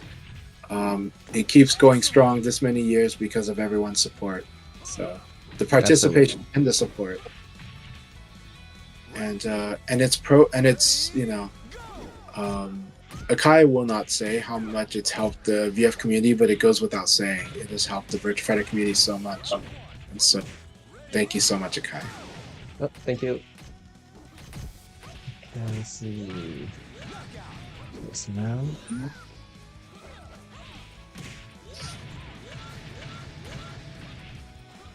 To what Child of Sea was saying though, because they're saying, I will say Virtua Fighter isn't as bloated in learning like a Tekken, so it's less frustrating. And I think what they're speaking to is that there's a lot of fine detail in Tekken that you kind of learn in matchups. Now, of course, you know, each Tekken game can kind of rewrite some of these little mini rules, but these mini rules are like fine detail. This is kind of like when Brian Fury does this, you should probably do this. when so and so does X, you should probably do A. You know, there's like a lot, and then the guessing games will happen after mastery of this fine detail of the matchups. But then, of course, a lot of the learning process of Tekken, and that we hear it when Tekken players come to VF, we definitely hear this, right? Is oh, I got to learn my strings, because in Tekken those strings are very scary. If you can't block the low, if you don't expect that low, you're probably going to get knocked down and okizemi'd, right? So so that's just part of the learning flow in Tekken. The VF one, the funny thing is my answer to a lot of people is that, with the exception of where a string has like a mid attack, for most of the time in Virtua Fighter, if you see somebody stringing at you, low punch will just stop them usually. And so it's okay to learn to just go ahead and low punch them. And if it doesn't work, you'll learn that it doesn't work. But it's easier to learn where it's the exception, where it doesn't work, as opposed to trying to worry about whether it works or not every time, because 80% of the time that low punch is going to stop a string. So All right, we're going to start the 5-match countdown now for North American room. Do that. but that low punch stopping the string creates a very interesting dynamic in Virtua Fighter, in my view, as a fighting game compared to other fighting games. In Virtua Fighter, the strings are not really that strong, but they do help beginners feel comfortable. That's really important. So beginners will feel comfortable with strings because it feels like you're taking agency away from your opponent as long as you hit. And then so that gives you a sense of you have a turn and you have room to breathe, but also the person on defense has room to breathe to respond. However, once you start getting more serious about VF and you get into intermediate level, low punch just stops it right away. Low punch is just like, there shall be almost no strings. Okay, so strings become weak at this, beginnerish intermediate phase. And throughout intermediate and early advanced, strings are actually kind of not so strong in Virtua Fighter unless they have a mid attack or maybe a low attack, especially in the second or third attack. Then they'll be strong. But outside of that, the strings aren't that strong, right? The crazy thing is that at high level play, the strings become really strong. Why? Because people start wanting to do more with the opponent's quote unquote mistakes, right? That string's got a high follow up, so I'm going to I want to duck and punish it. So the more you want to go to duck and punish, the more the opponent doing the string can start delaying it and start messing with you, because you're waiting for that opportunity to punish it. So now you get to delay the string, and you even get to mix it with mids and throws, and lows. And so it becomes really interesting that at high level play, the strings actually open up and become a little better. Now then, somebody might do like what Limey Porcupine did yesterday against Frost, be like, you know what, none of this, I'm going to low punch right away. I go back to low punch. And that becomes strong. That's like Adam Yuki also sometimes bring it back to low punch twice in a row just to stop people from playing these kind of games. And then so it creates different layers of mind games in the game, and I love it. I don't know the role of low punch in the new Virtua Fighter, but in the current Virtua Fighter, that is what I kind of like about it. And I like the role of strings, and I like how strings actually evolve in this. And not only that, there's more. You have techniques like I'm gonna purposely do a string to bait. This guy definitely low punches, so I'm gonna bait that low punch because I'm gonna fuzzy guard after that, because I've seen that they like to low punch throw. So I'm gonna go ahead and do a string. He's gonna low punch. I'm gonna fuzzy guard into it, and I'm gonna do fuzzy guard attack so that if he did low punch throw, I will launch him. And it's really cool. Like, this is where Virtua Fighter goes. It gets more advanced. I don't want to scare everybody away, because not everybody does this, and it's really risky to do this without applying reads. But it's really cool that the game has layers of technique like this. Hope you guys enjoyed that. Rayblade is here, right? Okay, go talk to Rayblade. I just got his message. Yeah. Hey, Joykill, yes, you have time. I just started the countdown of 5 matches, so you have 10 to 15 minutes to join. And of course, if you say you can come, I'll definitely wait to make sure that you at least try to get into it before starting it. Yep, 10 to 15 minutes. Alright, we got Jimmy in the North America room.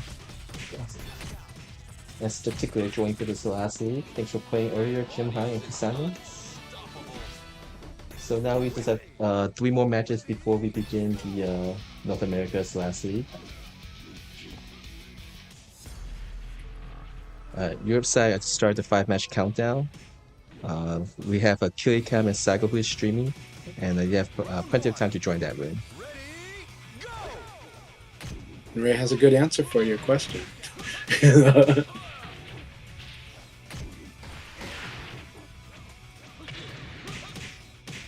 Let's see, so Weiwei was chosen to play Sarah against Genesis Frenzy. But it's not because of them playing Pile, but it's getting a lot of wins the night before. Gotcha. Okay. That'll do it. That said, I do think both Sarah and Pi are very good. Pi is really good against Aoi, but I do think Sarah has some qualifications for the Aoi matchup. Of course, she doesn't want to just go, flowing attack against Aoi. She wants to be more considerate and careful. But she does have single points of stuff like her kick, her neutral kick is good because it's a high launcher.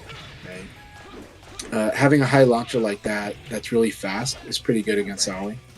If you can get her to use low and mid reversals, right? And Sarah's 2K plus G, you don't want to overdo it, especially against someone like Genesis Frenzy who's watching.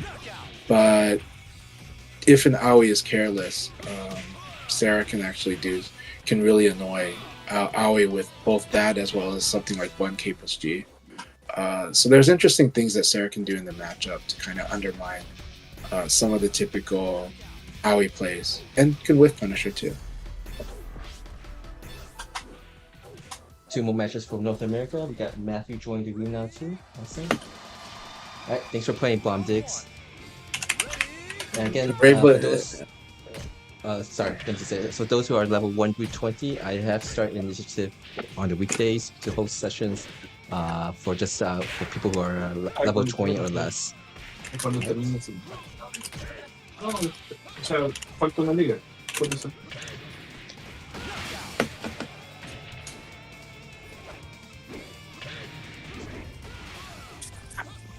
So really quick, Rayblade had also commented that Rayblade had given Genesis Frenzy difficulty to Leon too.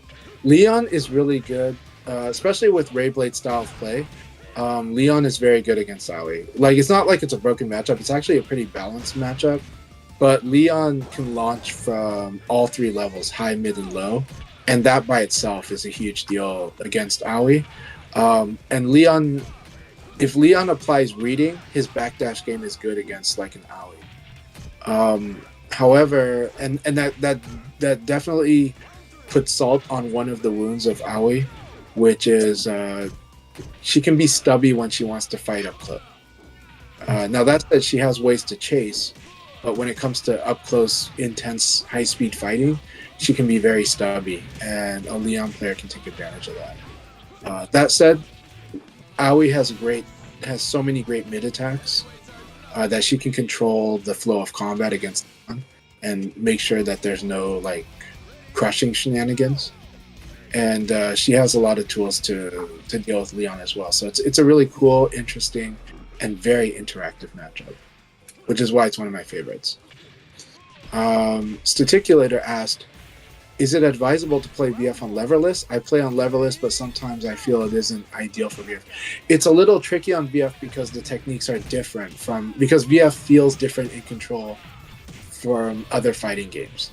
Virtua Fighter has a unique feel to it, and everybody has to get used to it, whether they're on pad or stick or leverless. When they get used to it, it's really nice though. And I will say, we have seen champions play on pad, leverless, and stick in Virtua Fighter. We've seen all levels of play with all three of these things. So the answer is to play what is the best controller for you in Virtua Fighter. There will be a way to work it. I think the only one that feels like it's at a disadvantage is pad. Pad is the only one where I feel like you have to work pretty extra, but I can still play VF on pad. I personally prefer arcade controllers. Leverless or stick is definitely my preference. WASD is fine as well. So play what works for you. Leverless can definitely play really good. There are trade-offs, but the advantages you have with the leverless controller is undeniable and is very strong. The trade-offs you have is like any other game and like what you do with leverless, where you just got to get used to the technique. You got to get used to doing 270s on a leverless. It's not the easiest. You got to get the half circles in VF are not too bad. You could actually go, literally you can do like 4-2-6. Like you don't have to roll it. If you want to roll it, that's fine. But a lot of the mistakes in half circulars in VF on a leverless is rolling it and accidentally getting 3 inputs, which nullifies it. But even if you just tap 4-2-6, that would actually work as a half circular in VF. All right, Akai. This is the last match in the North America League before we start the last league. I mean, this is the last match in the room before we start the last league for North America. We got about 3 more matches before we start Europe's last league. We got Jimmy and Matthew joining the North America room.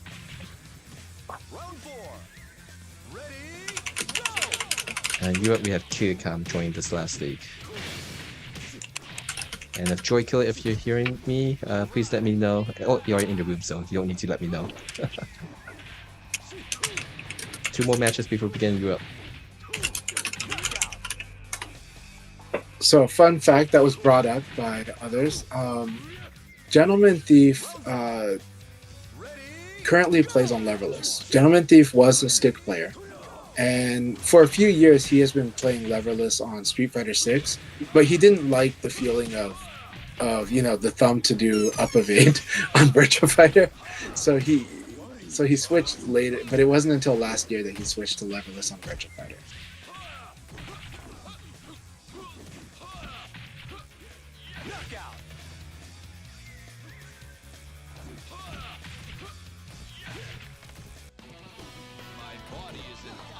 It's all about timing, BX Jackie, so I won't base it on playing by reaction, just do it by timing. That's the best thing I do, I just learn the timing. So the good thing about EI Gary is generally you can do it with muscle memory timing. The caveat is if you do it from buffer. But most of the time, a Jackie player will use EI Gary in neutral. So doing it by timing is my recommendation too. All right, good luck, guys, in the North American room. There's 11 players, I think. Let me check this out. Yeah, 11 players.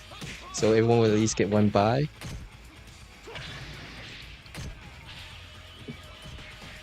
So 40 minutes. Bomb Dix, it's really good to see you here. Seen you in other places, but really good to see you here. And we're always really happy to help. I think Virtua Fighter is a humbling game, in a way. It's easy to get into. I agree. It's easy to play VF. But it can be chaotic because of the mix-up, because it's so player versus player. The interactivity is what I think everybody ends up loving about Virtua Fighter. But that interactivity goes both ways. It can make it easy to feel lost, because you really have to look both at your opponent. You have to look at your opponent like a lot in this game, but you have to look at yourself too. Like every fighting game, every competitive game, you have to look at yourself actually. So I'm not going to say nobody looks at themselves in any kind of game. They have to. Single player, you got to look at yourself. Okay, but because of how interactive this game is and the way it's designed, it helps you so much if, in addition to looking at yourself, you also look at your opponent very directly. And that's why almost every time when somebody says, I'm having trouble fighting somebody, we always ask what... Hey, Chan, I need to just interrupt quickly a second. Hey guys, we just have 2 people join the North America room. We just started the league, so I might just stop and just allow you to play. But for the most part, when the league has started, please don't join the rooms like that affect those matches. But since it's the first league, then let me just start it off so that we can play also in it.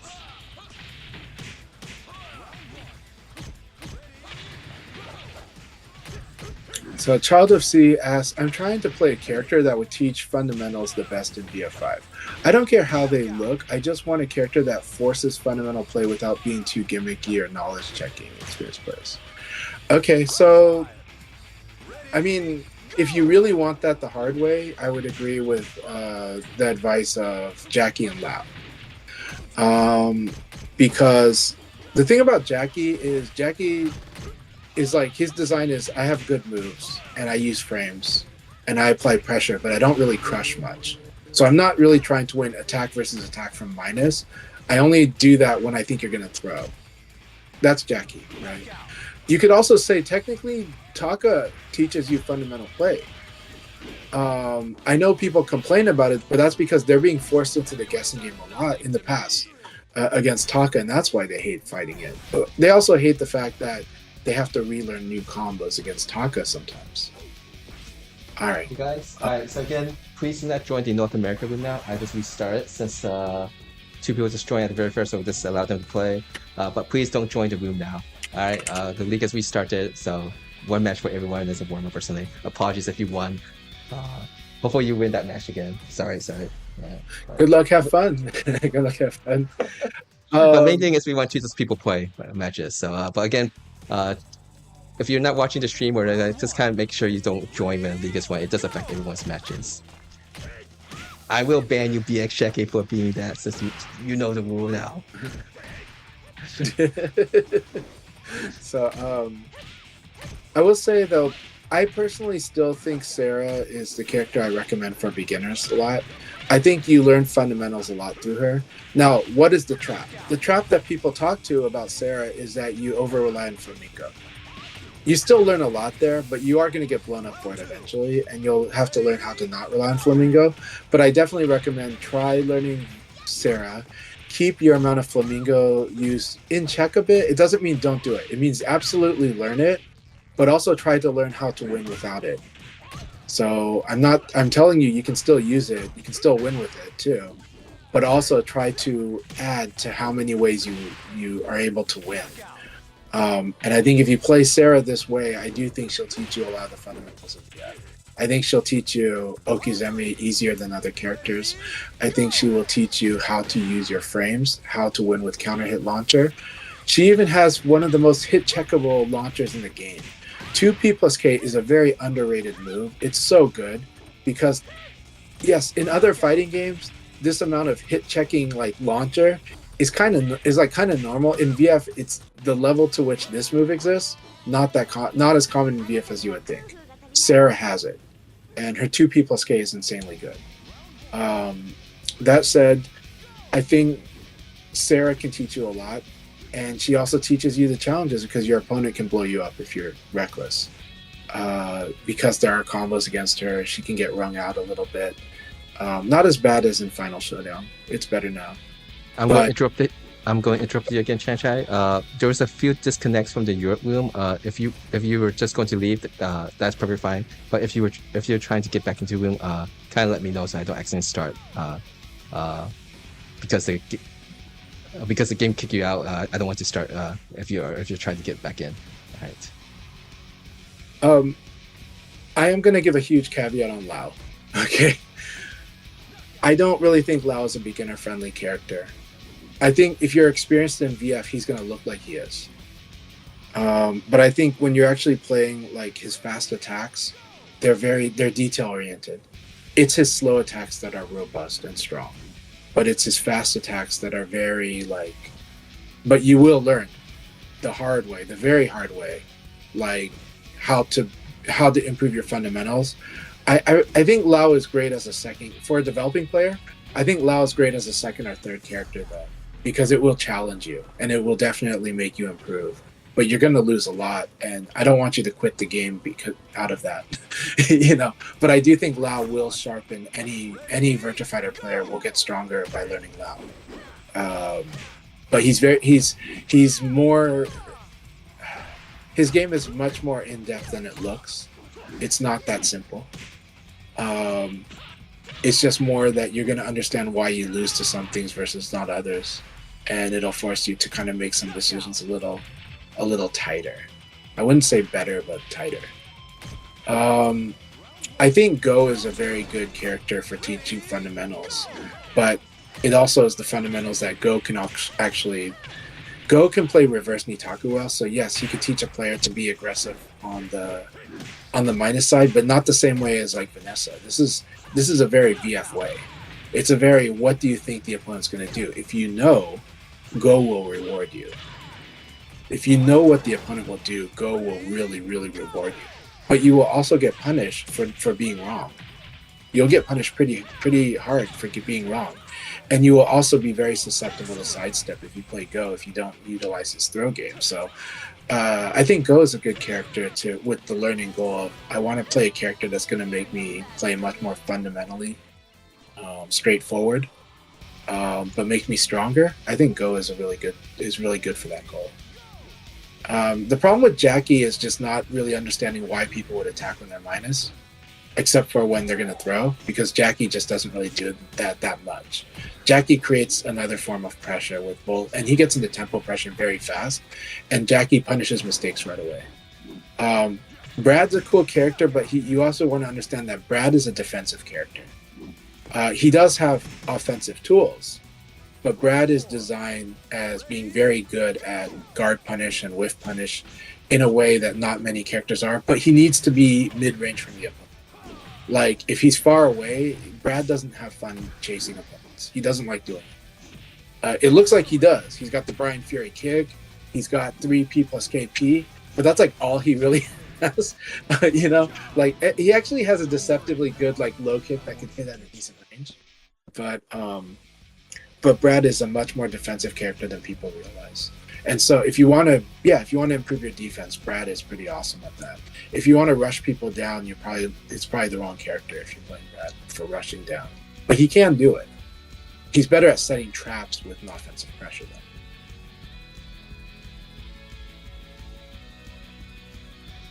Hey, no problem, Kaliros. I just kind of make sure because I don't want you to accidentally start leagues when people are actually the netcode kick them out. Staticulator said, I think I rely a lot on Jean's gimmicks. Okay, so the thing about Jean, I mean, it's gimmicks because it's different, right? Gimmicks just means like, okay, this thing stands out from the rest of the cast. Jean has a design that actually is appealing and looks a little bit Tekken-ish, but not. It looks a little Namco-ish, but not. But what John is able to do is John is able to zone out from the very start, and Shun and John are the characters that can zone, like from the start, and that stands out from VF because when you're learning VF, you learn, oh, I should play up close more, right? Then you fight John and Shun, and you're like, why am I losing so much? And it's because these two characters can zone out, but meaning they can apply spacing in a way, and they can make it. They can be hard to hit while they punish people for making mistakes on that path. But John is a good character, and he does teach you a lot. It's just that you might not appreciate the mix-ups, the traditional way of setting up a mix-up, and because of that, you might also not fully appreciate the fullness of how throws function in this game. You'll have a good appreciation for how to use them in certain situations with John, but you might not be fighting up close as much as you probably should. But that's okay, because I do think John is a fundamentally good character. Is a good design too. But it's also true that you might want to play a character that's going to force you to fight range 0 more, just so you can build those skills. And a lot of the other characters can do that. But John is still an awesome character. If you love playing John, don't give up on John. But maybe add a second or third character. Round 3. So, and then I just answered to Calaros what I think of John. I like John a lot, though. He's built around hitting, but not in the same way. So, like, he's not like trying to counter hit launch. He's not built around counter hit. So he's not really built around, we're going to mix up and I'm going to punish you for attacking. I mean, I am, but I'm not. It's going to look very much the same as when I just normally hit you, right? But John is going to teach you a lot of the mid-range game and a lot of the how to secure hits and stuff and reward skills. Like, he's very interesting, but it does feel a little different. Yeah. I do think Akira. Oh, go ahead. Just to remind people, if you want to watch from a different player's point of views, there are many people who are streaming. We do actually ask people if they to stream from their point of views. We need more people to doing this. So if you want to watch from the North America side, you can watch it from Blurring, or who's playing Vanessa, Susuna, who is playing Akira. Let me put it on full screen for a second. And on the Europe side, we have 2 players streaming. We have Sago, who is playing Duo. Akai Leagues was one of the very first place in which we just say we allow Duo to play right since the beginning. So those who have played in the Akai Leagues, you can thank Rayblade and Sago and others who have played Duo to give you some experience. And then we also have Kilikam, who's streaming. Let's see, plays Kage. Sometimes plays Sarah. Right. Okay, so Akira has been mentioned a few times, and I definitely agree that actually Akira is beginner friendly for fundamentals. He actually is. His execution barrier is overstated. If you play Akira, actually, it's only the hardest of hard things, and you don't need to play the hardest of hard things with Akira. Akira actually can teach you a lot of fundamental VF pretty easily, actually. So I actually agree with that. And I do think Akira is an easier character to play than a lot of people think. However, there's a few caveats with it that I'll put in there. If you're already a Virtua Fighter player, Akira is probably really easy to kind of figure out and start applying and do a lot of strong things with. In this sense, he's like an amazing second or third character, actually. Should beginners play Akira? I'm okay with it. I think it's fine for them. But I also think that if a beginner plays Akira, I highly recommend that they have a second character that is going to get them to kind of help them get a fuller picture of the combat. But I do think Akira is going to directly in. So I'm not saying that they have to devote equal time. They can play like Akira like 95%, and then 5% they're playing with the character. That would still be enough to kind of give them to help them just complete the picture. If you only play Akira and that's all you see, there are some blind spots I've seen develop in Akira, but like any character will have blind spots. But Akira's blind spot is he might not realize how often he's just winning attack versus attack. And understanding like why his design works with the priority system very well. And then so just that 5% playing another character will really help you understand it a bit and understand how it gets countered and why people do certain things against Akira. So just for a fuller picture, that that's my recommendation. But I do think Akira will teach you the power of mid attack and throw, and he will allow you to really dictate tempo if you stick with the dashing elbow plan. If you use other aspects, you'll learn a lot of cool, powerful stuff. He will also teach you how to. I like a lot of people that play Akira eventually learn how to capitalize at the wall, do a lot of damage. So and they will definitely use the throws, and they'll also realize that he is not that weak to sidestep like people say. I think that's a common misconception. I think that's like an easy thing for someone to say on paper. But Akira is not that worried about sidestepping as many would think. But if he's careless, yes, he can get punished with sidestep. Looks like a mesh. Hopefully the match is over play and not just spectated. Which sometimes happens. This is the match is automatic. It looks like the match is automatic got disconnected. Yeah. Which sometimes happen, but hopefully they're still in the room and they're just randomly get someone winning, but you can still continue playing. So thank you for participating. Win away. I think that's the first time participating in these league sessions. I'm a little behind in keeping track of stats. Child of C says, "How is Jeffrey?" I think Jeffrey's an awesome character, especially for. I do think, especially the current version of Jeffrey. I think Jeffrey is a really great character right now, and I think it'd be great for a beginner to learn Jeffrey. I think he's got really good strikes. He's got really good throws. He's going to encourage you to do both, and he's going to encourage you to apply VF. He also has strings that are good. Like he has good strings. Like really good immediate strings that cannot just be low punched away. He will force your opponent to not rely so much on low punching to defend a bit more against your strings. But if you overdo it with your strings, you're going to get punished. So I think this is good. I think Jeffrey is a fantastic character to learn, and I think right now he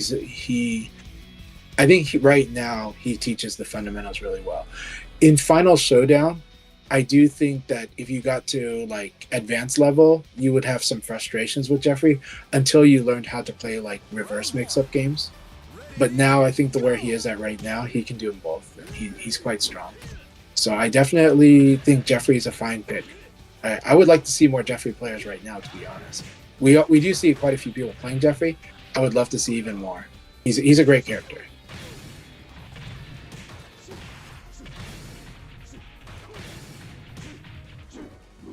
Calaros, John has a really good launcher, 6K, just like everybody, just like all the other 17 frame launchers.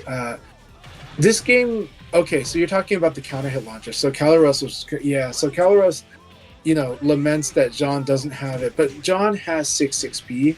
6XP is really good, but the John player has to use it like properly. A developing John player has to commit to doing a mid-low mix-up immediately whenever they hit with 6XP. Everything else you do is because you understand what the opponent's going to do and you have a read. But if you don't want to break away from that until you've mastered doing a mid-low mix-up.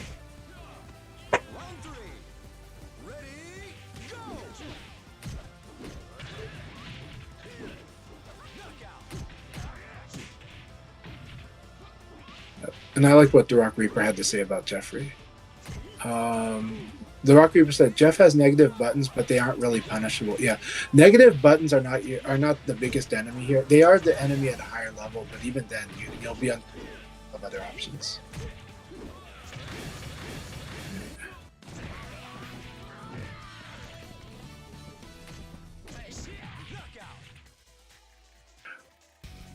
To what Ice Pack said, I picked Akira because he looked like more fundamental oriented character. Since I'm not good so far with Brad as well, might as well try him out and see how it goes. Yeah, what I will say is Akira is good at really making people feel like they have to either attack or defend, and scared to throw, and yet his throws are good. Like he feels like he should throw. But Akira like can make an opponent really feel like so pressured to attack or defend if he's relentless. It's really cool, and I like Akira's design very much.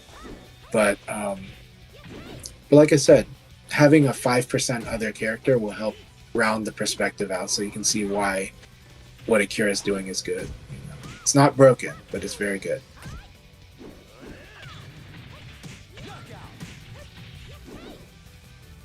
Right, I think we have two people in the Europe side that's still undefeated.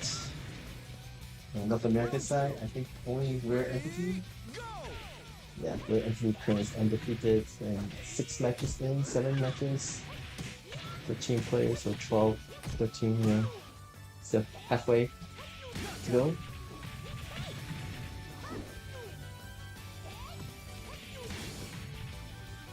Round 3. Ready, go! Yeah, so I understand. Okay, so Calros also laments that with John, he feels like if you're using 6 XP, you feel like you have to like guess twice, right? But Jean is doing good damage and threatening a lot of stuff, and so yeah, he's a character that's not doing a counter hit launcher, so it's okay.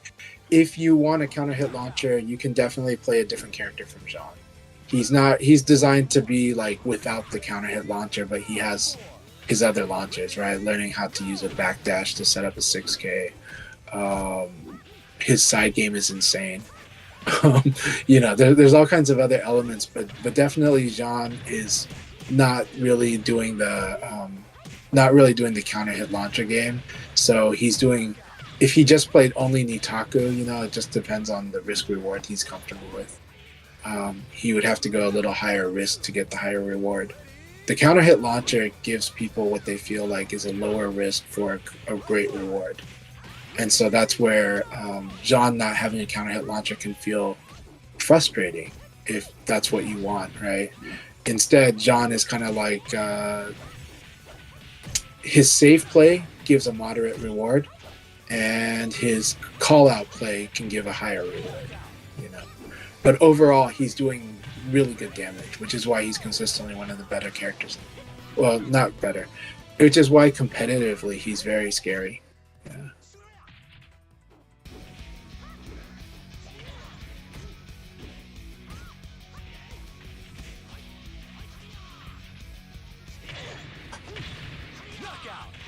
Europe side, we have still Razanov is currently the only one undefeated, and he will be playing against Waging Mars.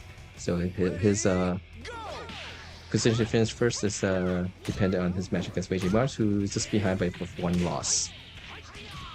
So that's a point match. Good to see Ice Pack versus Nepruaha. On the Europe side, North America side, we have Sean Poundstad and Matthew. I believe Sean Poundstad had participated in these league sessions before. I think it goes by a different nickname though on different sites.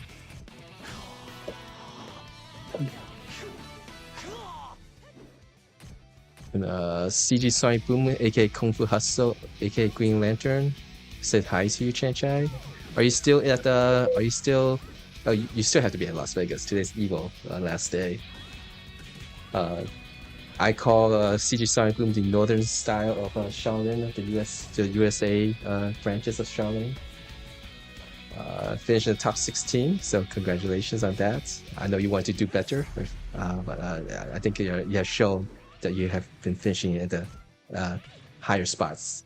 So, and CG Sonic Boom is one of the person who helped, who actually participated in the minor leagues a long time ago. So that was my kind of the initiative with the novice leagues sessions I'm doing right now.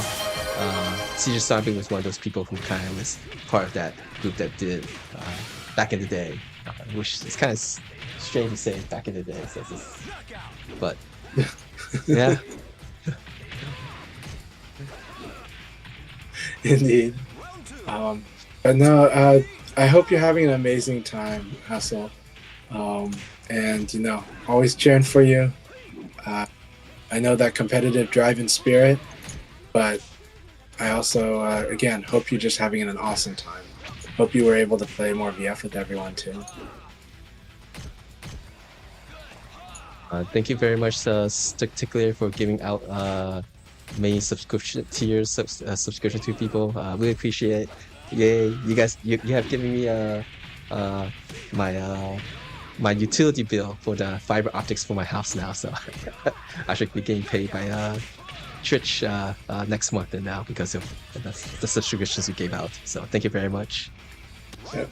Congratulations to Hokuto no Crawfish, General Ripper, Necromancy Black, awesome. Rushdown Turtle, and Obvious Creed. Alright, how do I hide this thing so I could actually see the chat? Okay, there's it.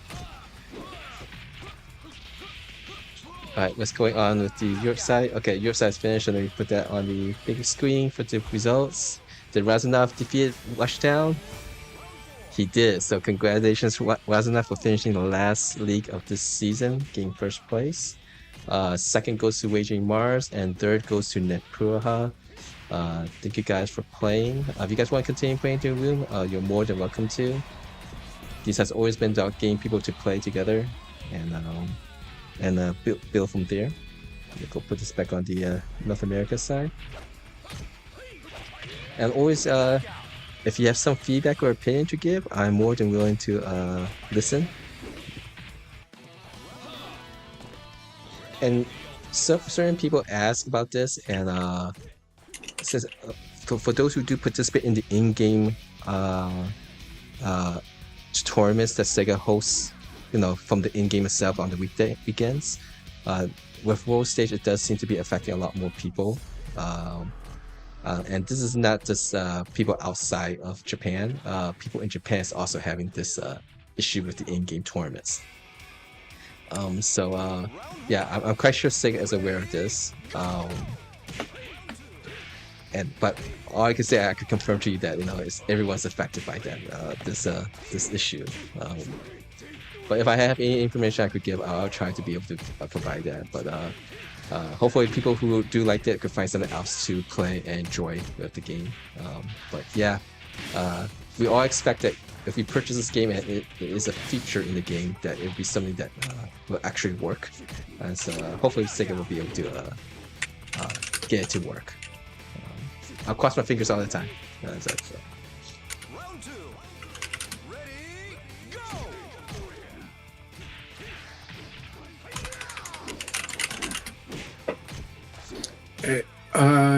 Kalaros asked, on secondary character recommendations for Jean players to learn to play at range 0, would Vanessa or Jackie be better? I kind of want to lean Jackie, but only because I just want to say Vanessa, the caveat is just that she's a very technical character. Even in offense stance, she's a technical character.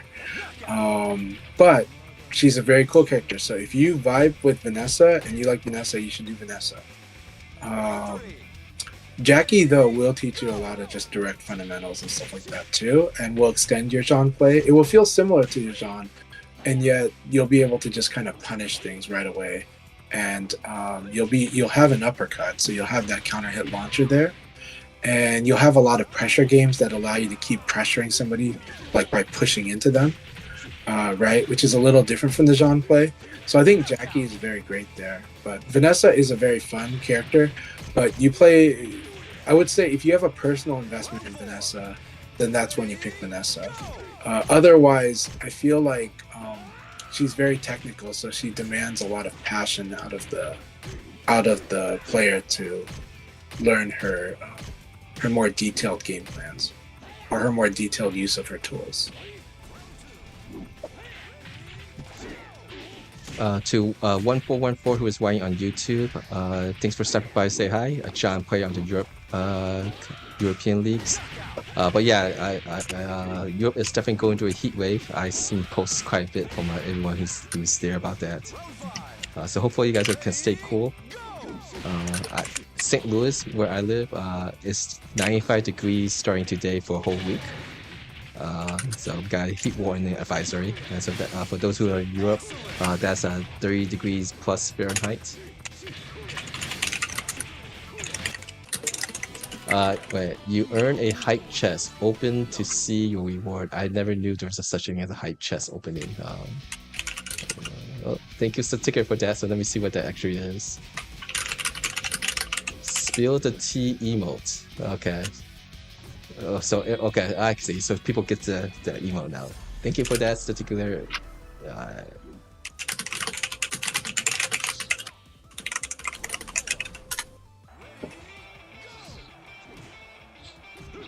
So Bombdig says, "Do you know ways I can get better with Go?" And here's my advice with Go: work on observing what your opponent does when you guard them and when you hit them, and gradually improve the decisions you make when your opponent is predictable in any of these situations.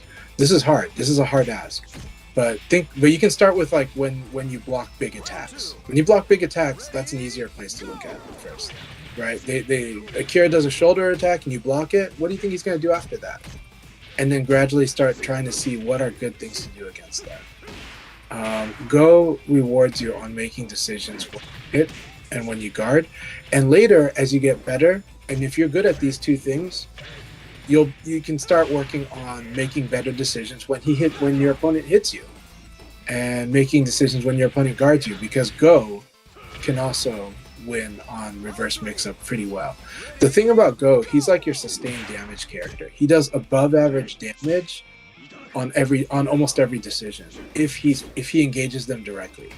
The cool thing about Go is he engages decisions very directly. The frustrating thing about Go, he engages with decisions very directly. But I think Go is a fantastic character for learning what to do with your advantage based on what you think the opponent will do. Hope that helps. It sounds very generic, but this is where Go is very strong. And so the better you are at making he'll help you make those decisions, and he will reward you for. And just remember, you don't have to guess everything right. You just need to either guess bigger a little more or guess small a lot more. But you don't have to guess everything right. You just have to do better than average when it comes to your opponent. You just need to ultimately do more damage than they do at the end of the day. That's it. But you don't have to guess everything right. So don't beat yourself up when you guess wrong. Just note it. Become very numb to bad outcomes. Get numb to getting hit. Get numb to making a bad guess. It's just a bad guess. Get numb to all these negative things so you can keep being productive even when you're losing. And you can turn it around. Virtua Fighter is the game where you can fight your way out of a paper bag. Not every game's like that. Virtua Fighter, you can always fight your way out of a paper bag. Almost always. It's like 99.99%. You can fight your way out of it. So, never forget to fight. Always look for the win. Don't give up. Hang in there, be patient, and get numb to all the bad things. It'll help you in life too. So, North America side, looks like we have 3 players kind of at the top right now. Jimmy and Rare have 1 loss each. And I think Sesame have 2 losses. Check out the game afterwards. So after the last week is completed, there's several things I would like to go talk about. Let's see. But definitely today, expect news of Virtua Fighter Crossroads. The official SEGA Twitter accounts and everywhere is basically telling people there's going to be news. So most likely, a lot of people is thinking that the time that they will announce Crossroad news is during the before the Street Fighter 6 Top 8, just a brief time slot for a special event or a special announcement. So that will be 6 p.m. Pacific time, 9 p.m. Eastern time for the North American or that North American South American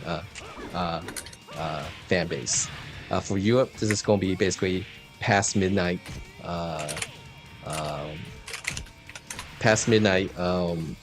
Monday for you guys, and for the Japan Australia, this is going to be Monday early morning. Round 4. Ready, go! Yeah. So tonight, don't forget, watch more VF tonight. 6 p.m. Pacific time, 9 p.m. Eastern time. Probably a good idea. So, And if not, how social media is, and these marketing, it's going to be posted everywhere. So if you're not there for it, you'll easily find the information somewhere. but it's very fun to watch it live if you can. Yeah. It's like always fun to be there when the magic happens, but it's okay because nowadays if you miss out, you can always catch up pretty right away. Yeah. Mm-hmm. Oops, sorry, you guys said that. That's my headphone hitting my microphone. Let me see. We're ending with 1 loss. Jimmy Craig with 1 loss, and the next closest to them is Jimmy Lee Curtis and Cessna with 3 losses each. So the DC, Maryland, Virginia group. I get to see Cessna versus 2 Scoops of Face on the stream. We got a couple players in the Europe room playing still. Sago versus Joy Killer. Sago is streaming, so we can watch it from his point of view. And you're more than, I forgot, you could join the Europe room. Let me put that information. So those who might want to play against Joy Killer or Sago, you can do so. Passcode is today's date in DDMM format, so that is 2806, the 28th of June. And it's not the open league number since it's already completed. Let me go fix that too. Replay. That was awesome. What did I miss? Tatsuna is like, let me guard break you, and 2 Scoops is like, no, and like ate like the guard break like 4 times. It's really good. For those who don't know, if you eat the guard break, this is normal hit call hit. It's usually the person who got you have the advantage still. So it's better to get hit by the guard break instead of guarding it. You can actually throw a Kira when if you eat the mid guard break, which they did. So yeah. Though from the side, I'm not sure. I think now, was that intentional 2 Scoops? But even if it was not, just admit that it was intentional what you did. With the way that 2 Scoops been playing, I think it was intentional though. Because 2 Scoops' defense has really improved a lot. So I think this was like shutting off the defense because they knew that they saw Setsuna really want to guard break them out of the ring. So they knew the basics. I don't want to get guard broke into a ring out. Setsuna should just 6K, but it's what it is. I think we're in the last round for the North America League.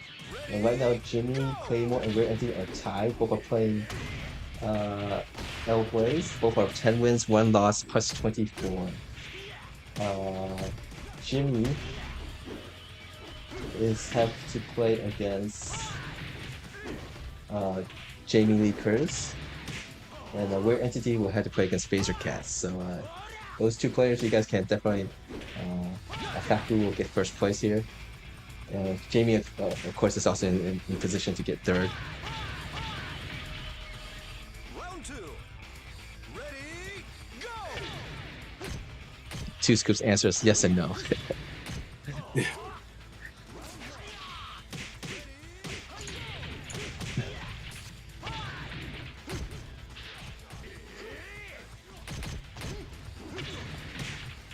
Alright.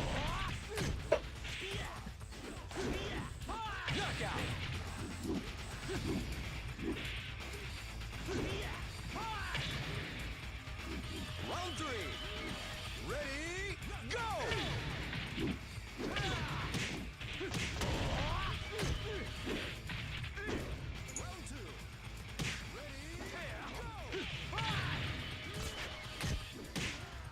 So Marco, about guard break.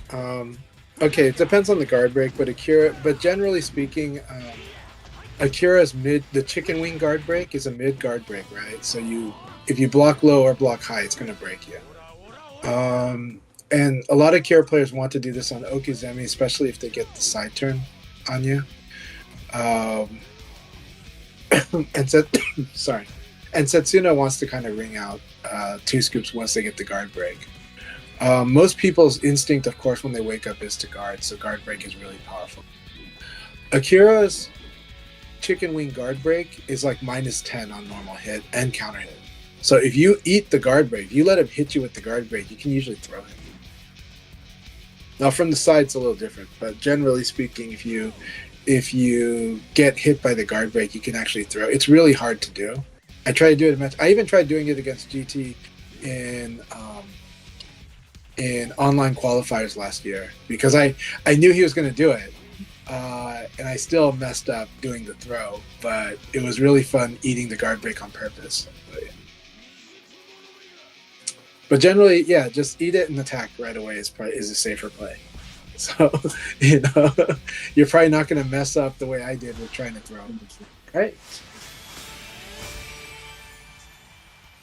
Alright, so congratulations to Rare Entity for getting first place. A nice way to end the season as a league leader by winning the last league of the season. Oh, did I get the right one? Yeah. No, Jimmy Kramer got second, and Jamie Lee Curtis gets third. Was that third 3 times in a row for Jamie Lee? Yeah, he got a triple three. You got the triple bronze. It's awesome. Jamie Lee is a really good player, and Congrats on the triple bronze, Jamie Lee. Keep it up. You're a player that everybody's having fun watching and following, and especially like a combo breaker. So we're always cheering for you, man. Keep it up. So if you guys want to play in the room, feel free to do so. And if there's still a lot of people in the room, I don't mind hitting the league button for you guys. Let's see who is. Let me get all of these results tabulated so make it easier for me to record the files. Let's see. Okay.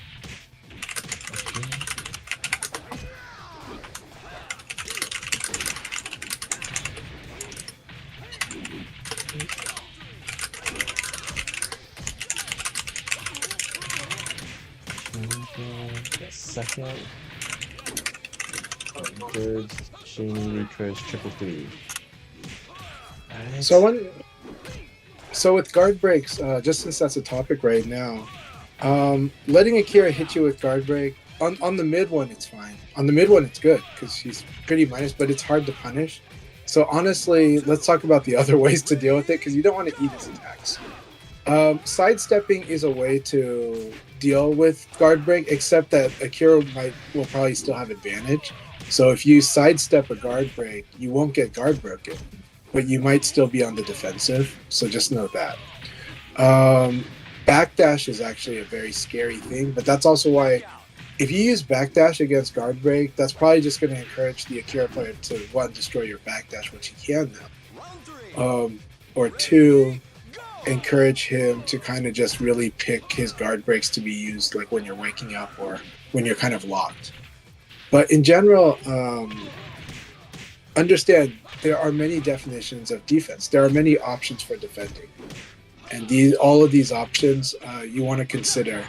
If Akira's guard break is giving you a hard time, it just might mean that you're only thinking about guarding for your defense.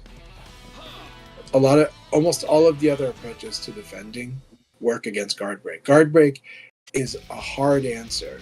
It's a very narrow answer to you guarding. It doesn't really benefit aside from you guarding. So there are many ways to defend, and always remember that in VF. Round one. Ready, go! All right. Let me just do something really quickly, and then I'll just go over some things really quickly. Or I'll go over some things I want to mention, and then I'll find someone to raid. But just do this really quickly here.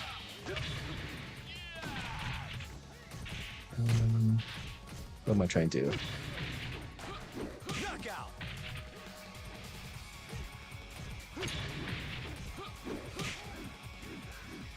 Round 2. Ready? Yeah, so one thing with the streams, I now think I think the stream was fine. There wasn't too much issues actually having 3 capture devices running at the same time on my laptop. So that means that there is additional options that we can have if we need to by having a 3rd capture device. So that's a so let's see. Yeah, so that's a good thing. I figure out how to actually wire things up here and there on the laptop. So yeah. Round 3. So at least one thing I could see using a empty Virtua Fighter game set is that, especially with the novice league sessions I'm hosting, is that I could actually use it to show stuff on the stream while people are playing. So if I say, oh, this person's just, there's a tendency of people just going for jab, and then explain to them, like, if you get hit by it, you have advantage afterwards, so don't worry about it too much. Or, some easy options to do. One thing I noticed is that watching, hosting these novice league sessions now, is how much stuff that forgotten what I would have done when I was a new player in the game, and so just actually seeing it, I think I'll be able to help them more if they want to help. All right. Round 1. Ready? Well, I'll be hosting these weekend league sessions as usual, so there will be a Saturday or Sunday unless I get some emergency or late notice of something. But the weekday novice sessions, I will have to talk to my family to see what's their schedule is. So it's kind of based on what my family schedule is like. So that's when I actually will have set dates and times. But I plan to do at least 2 times as optimum for European players, and 2 times as optimum for North America players, since those are the 2 that has responded back to these novice league sessions. So it's going to be evening time for North American players. That's, I think, for weekday sessions, that's the optimum time, right? But if I'm hosting, for example, the European players at the optimum time, that would be like afternoon for most of the people in North America. So basically, the time that I'm hosting the weekend league sessions now, if there's North American players that are present around that time, then there should be room for you guys, the novice level players. And novice is level 120. And all these are kind of things that it's going to be kink out what is best for who actually want to play, participate. So the weekend warrior tiles is still a thing. So yes, those who have played the requirement stuff is still. No one has told me that is not going to be available for those who have gotten that requirement to get a actual specific in-game title. So those who had the participate, I think 15 sessions, and those who are the league leaders, SEGA has basically said that they should be able to add it to the game. I just haven't heard back from them. Originally, they said they will add just the in-game titles, but it won't be a unique graphics. But the last time I talked to them, they're now able to make unique in-game graphics too now. So the titles that you see that I posted earlier here, let me see if I'm gonna do that. Let me get that up. Really happy to hear this. Let me see. Oh shoot, let me get that sources back. Okay, there it is. Alright. Go back to there. Where is it? It's a scroll view. Okay. Like, you see here this league leader title? Let me just put this on bigger screen too. A second. Congratulations, Rare Entity. That To pass Do past league leaders get these? Just kidding. Yes. Yeah, they do. Uh, Oh, I'm so happy. Everyone since league started in 2022, the plan is everyone who has a PS5, Xbox, Switch, PC, at least one of your platforms for VEVO World Stage. The goal is that everyone who has been a league leader in the past, who have played in 15 league sessions or not, will get a in-game title. This is just a mock-up I made. It's actually a lot of different in-game titles they had, and just mess around, make something. But it has been confirmed to me that they will be making something up. It won't be exactly the same as what I have here. I assume it'll be better than mine because this is just a photoshopping, making things up. But when exactly? Go ahead. I'm sorry, but when it exactly will be available for people, it's not sure. Last time they told me to kind of get a list of players and stuff for them, and then for those who I reached out specifically, I had to write. Sorry, it was a little too quick to tell them to ask for you guys information. So I'm not gonna go ask people for the information until things are more ready to be given. All right. But yeah, the Weekend Warriors, League Leader stuff, title are stuff that will be should be unless they come up with some other technical issues or something, people should be getting it. Does it require game update too? I don't know, but I assume they're yeah. I guess I should not comment more about this until more information is available. All right.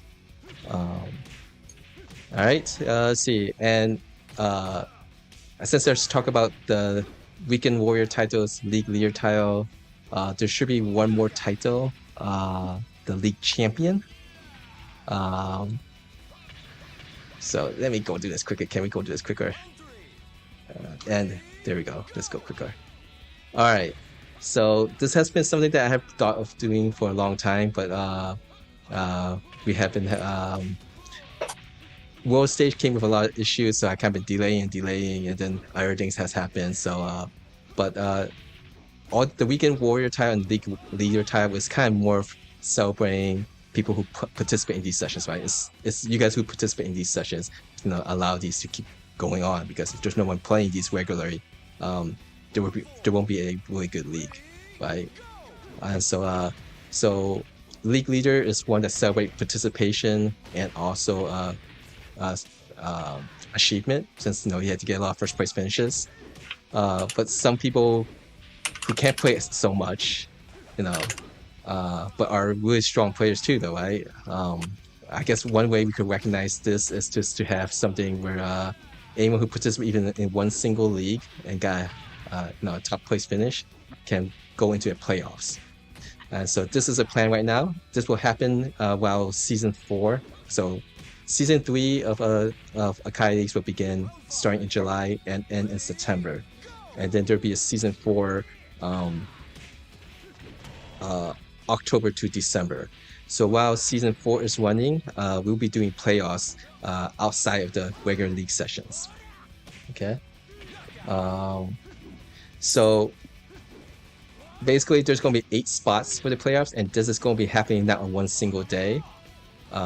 The actual rules and stuff will be worked out, and actually those who actually will want to participate in this, please give me your feedback so I'll cater it to you guys. If not, this is just all in my head what sounds great, which stuff that sounds great in my head does not necessarily mean it's good. Okay. But this is being done for you guys who want to do it, so if you have any feedback, let me know. So whoever got a league leader title in World Stage, so this is basically starting from season 0, when World Stage was launched, is already getting a spot in the playoffs, a guaranteed spot. So that's Giant Whipper, Rare Entity, who got it this season 2, and the Europe side will be Box Pizza Cat and Kingo. There will be one more spot given to a league leader for that. And then there's going to be 3 additional spots that will be given to the people who had the most top 25% finishes. So there's going to be another spreadsheet or so to post where whoever got if you finish first place, that's a top 25% finish. Okay. And so this depends on the size of the league. So if there's 16 players in the league, the top 4 players in that league has a top 25% finish. All right, and so we'll give the three spots for those who had the most top 25% finishes. And then the 7th and 8th spot, the plan. Oh, there's a commercial break. Shibata. I'll cut to. I guess I finished talking about this after commercial break. So, What does Shiwata mean? Shimata? Oh, that's Shimata Japanese. We fucked up. Yeah. Sorry, I'm a newbie streamer. I wasn't paying attention to when ad break starts. I'll wait for ad break to finish before talking about this. Let me raid somebody. Yeah, who's still streaming? Let's see, what time is it right now? It's 4 highest so we got streaming. 4 more hours before the time we think that it's going to have the announcement. When are they supposedly doing? Well, 9 p.m. 6 o'clock. 6 o'clock, 9 p.m. your time. 6 o'clock my time. So in about 4 hours. It has not been confirmed, but there's a in the Evo schedule. There's like a our community leader is suggesting it, so we're gonna follow our community leader. You know? I can honestly say on this topic, I do not know anything about this. Okay, you're not in the We loop. know, Okay, we know. It's Okay. okay. We're just blowing smoke up your butt. I guess if I do know, I guess if I do know stuff, I think I'll just say NDA. Leave it at that. there you go. That is like the unofficial way to confirm something. I'm just kidding. A lot of people just say NDA. I cannot confirm nor deny. That's the one where you can confirm or do the eyes like Rishiro. Yeah. I do always love that. I can neither confirm nor deny. Like especially when Reachman says it's the best. like Setsuna is saying.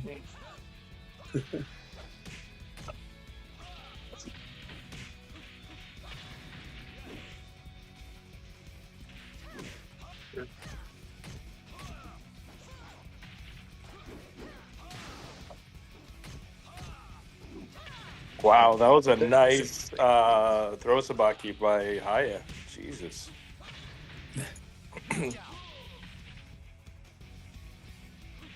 Always love when it makes it bold plays. Yeah, this is the frustrating thing about the netcode issues. Like Box Pizza has been one of the people who actually participate in these leagues regularly. Actually, was someone who from participating in these league sessions decide to actually go travel to play VF offline. You know, going to versus fight team, and to have it where they can't participate in these leagues is it's very frustrating. Okay, guys. All right, the advertisement is over. Sorry for my newbie-ness on streaming, having the arm maker. But so the playoffs is based on top 25% finishes. Those who got league leader status is guaranteed a spot. And of course, if they can't participate, then we'll give it to the next person that want to participate in these playoffs. If you even just got one top 25% finish in this, basically when World Stage launch in these leagues, you can qualify. You can participate in the a qualifier tournament. Actually, specific format of it is still kind of being worked on. Again, if you are interested in participating in this and you have some opinion that you want to share about it, please do. I can say again, if the ad break in interrupted me, things that sound great in my head, it does not necessarily mean it's great, for the community. So, more feedback, negative or positive, would be appreciated. But there will be 2 spots that people can, for those who doesn't fulfill the other requirement, can try to participate to get into the spot. And why I say this is a playoffs between October to December, I think taking advantage of online and that we are and that we can be flexible on timing of setting matches up, so that we can get as many people who want to participate to be able to participate. So I think like the quarterfinals, the two people who's going to get matched up with each other, we just coordinate a time that works for both of them, and then get that match play. Hopefully, you could plans to stream it too. I would like to think of this kind of based off of actual sport playoffs, where it's like more than one match. Like this league format is basically one game and that's it for each person you play against, and some people don't like that. So if you didn't like that, the playoffs is going to be where it's going to be like first to 3, first to 5, first to 10, something like that format. So as you get higher up, it's going to be more matches to I guess win the title of a league champion. So that's the general idea right now that I have with this. So the idea this is going to happen in between October to December. Going to try to figure out what works best time wise with all the other major events that's actually happening, so that anyone who actually wants to participate can participate in this. All right. If you have any questions, feel free to post it up on Discord and or here or whenever you see me. But this is stuff that I was willing to was planning to do anyway, outside of the community leader role that was given by SEGA. But the community leader role by SEGA, yes, you can get it. Yeah. There's stuff that I'll be doing specific because of this position now that I have. But first, I do want to give a extra thank you to several people that basically allow me to get this position. I think first, definitely to Sasuna for introducing me to someone from SEGA, and that's how he was actually in that meeting, which they offered me a role which has changed a lot. So it was a surprise. I think even to Sasson, it was a surprise how I got this. So thank you to Sasson to that, and to any other people that have mentioned me to SEGA, for at least giving them my name so that they kind of got me on the radar. Okay. But two initiatives is that one was a lot of people has been asking for matches, especially new players, got interested with crossroads and stuff. Want to do something where we could get them to play matches easily. That has always been the main issue, right? Is being able to find matches, and especially with a smaller community, and how the game set up matches. Something that we could get all the similar level players to play against each other. But if you actually look at the ladder boards, 80 to 90% of the people who actually play one game or so are in the Q and down ranks, and I wonder, that's a big population of players that we could ease them into our community, and hopefully some of them will stick along longer. So that's the plan with the weekend office sessions. R1 and we'll continue to try to improve and work on it as time goes by. Someone actually mentioned, I think it's Ulu, who mentioned like he's level 21, so he's kind of at the cutoff spot where I made. This is all kind of work in progress, so if there's just someone who has some difference on what they want, what they were like. Since I am the community leader there, I am supposed to listen to you guys, so if you guys give me more feedback, I will try to find something that may work. The second initiative I was trying to do in this spot was a VF communities list for the official Discord. So I think one thing is, I think this follows with the same idea that SEGA has, and which is basically discovering new communities. That was kind of the idea of Virtua Fighter Open Championship, right? Was it's the season 2 was going to places that not necessarily has as many players, and give them a spot, a chance to be invited for the special event. And so, and the other thing is that there's a lot of communities in Virtua Fighter. It could be online, offline, regular tournaments hosted. So I was going to work with, I think 70 people are already reach out to give me some information so that I can compile a list. So that if, for example, you don't really care too much or like how the official Virtua Fighter Discord channel is, it at least acts as a gateway for you to go find other communities that might share the same similar, your own similar ways of playing the game, or you'll feel more comfortable talking with. I mean, especially since it's English specific or Japanese, mostly in the Discord channel. Other communities that doesn't speak primarily English or Japanese, I would like to make these lists kind of for those. But it's an easier way to just, for those who actually try to find matches or reach out to other people, there's an easier way for them to find them. So those who are reply back to my questions or stuff, thank you. This is going to be like a marathon type of project. It'll take a while to get up to a point where it's actually a good list. But you would be seeing that being worked on with time. Yeah, and if you have any, of course, more feedback, that's the best way to actually do stuff that the community actually want versus what I think is great in my head. Mm-hmm.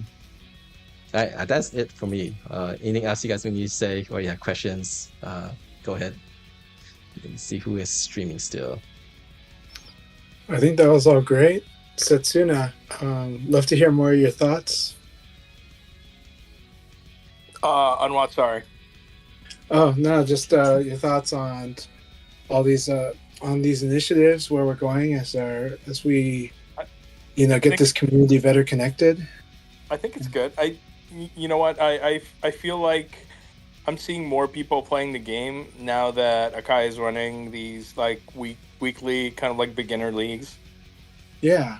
I am seeing more people, and they're doing things that are a little bit more interesting, which is good.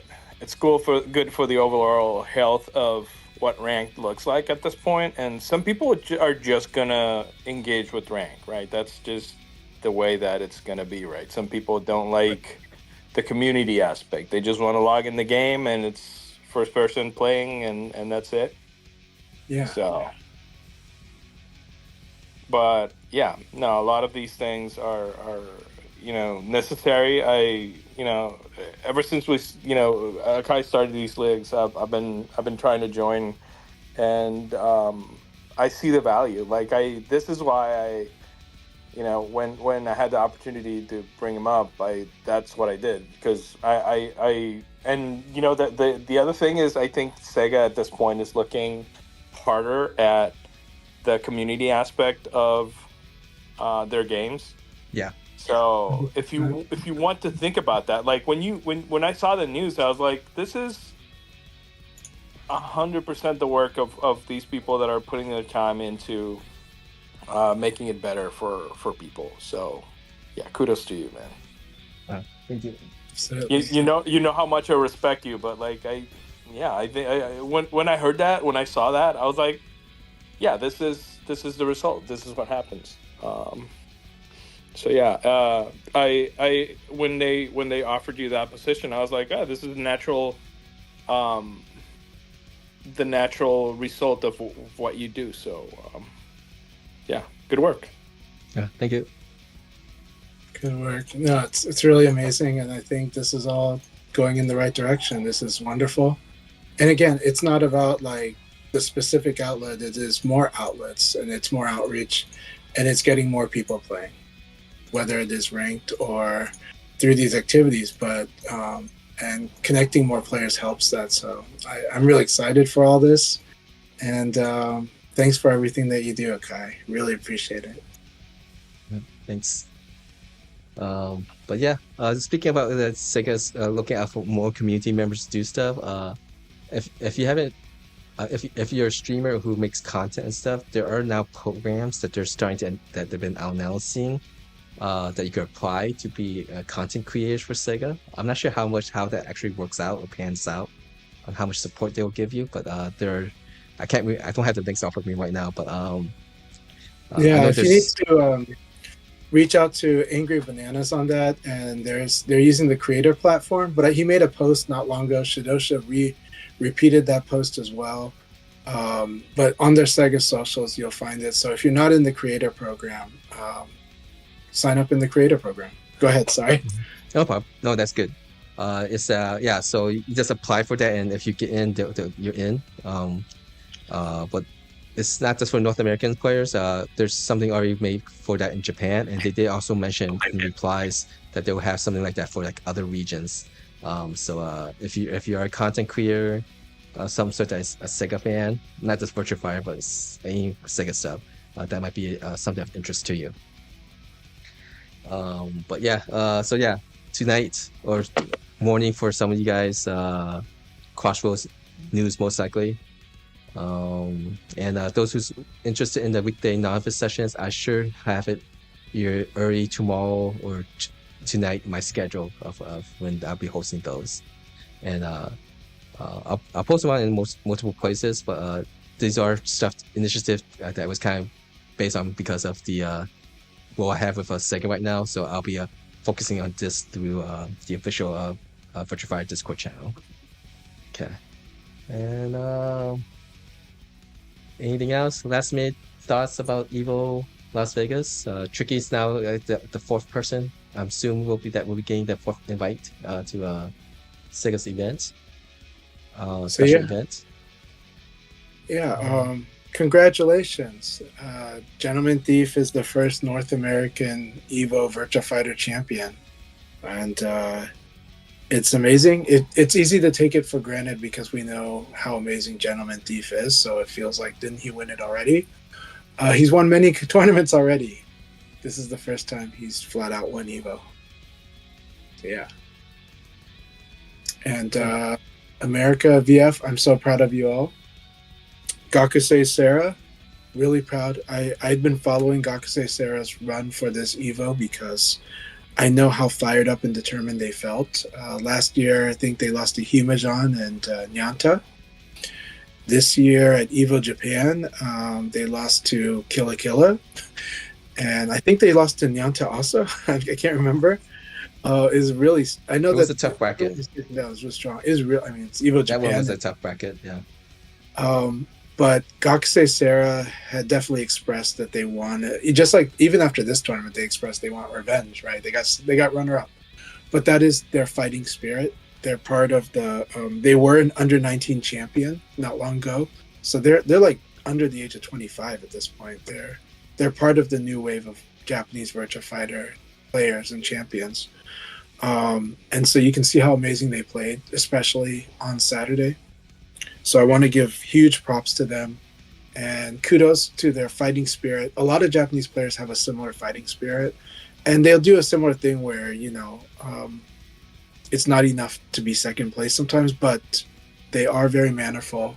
They are a good person, and you can see that they have a lot of fun, good battles outside of the tournament with other players from North America as well.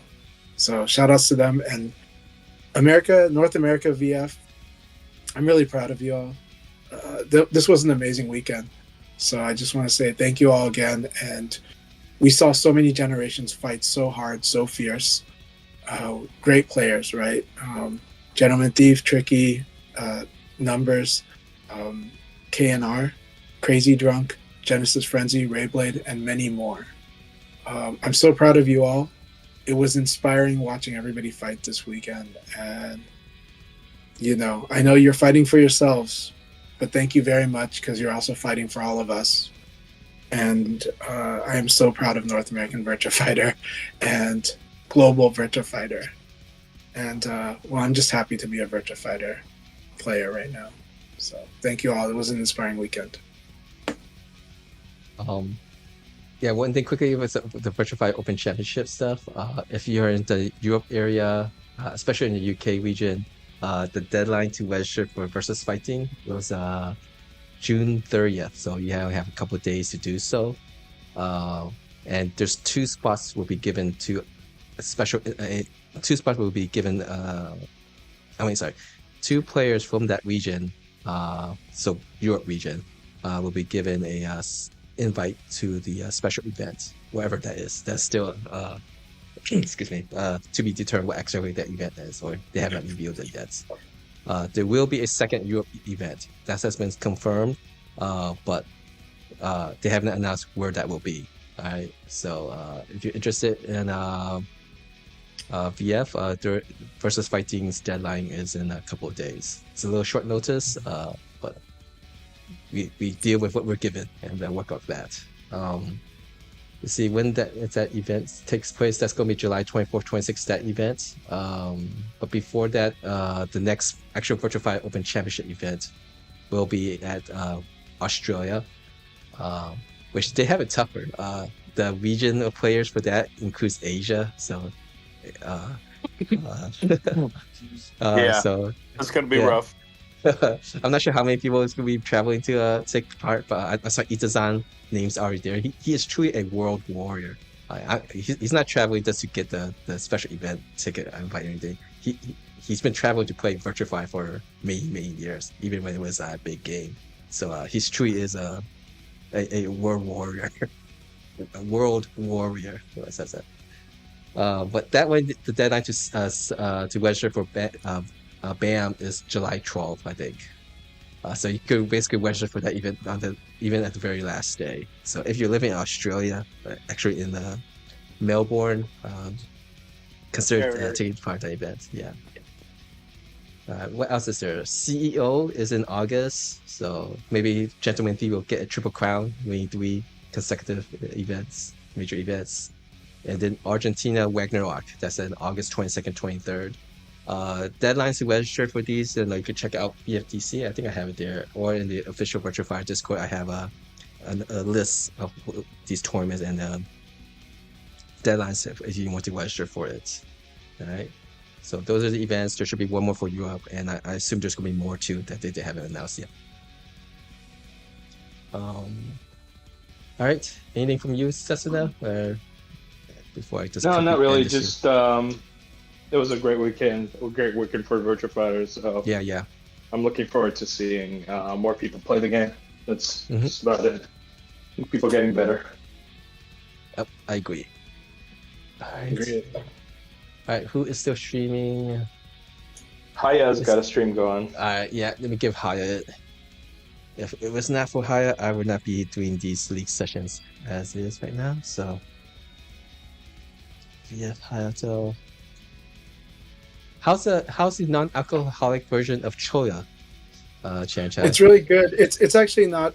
It's not really placing the alcoholic version. It's a beverage that they sell. So it's basically like a fruity flavored sparkling water, but it's not a sparkling water because it's actually a beverage. But it's got the flavor. So they've got like the ume peach flavor, and they've also got like yuzu lemon. It's really good. So they got I recommend it. It's a very refreshing like soda alternative. Okay. All right, got ready to choose Haya. I'm going to stop the stream now and everything. My side.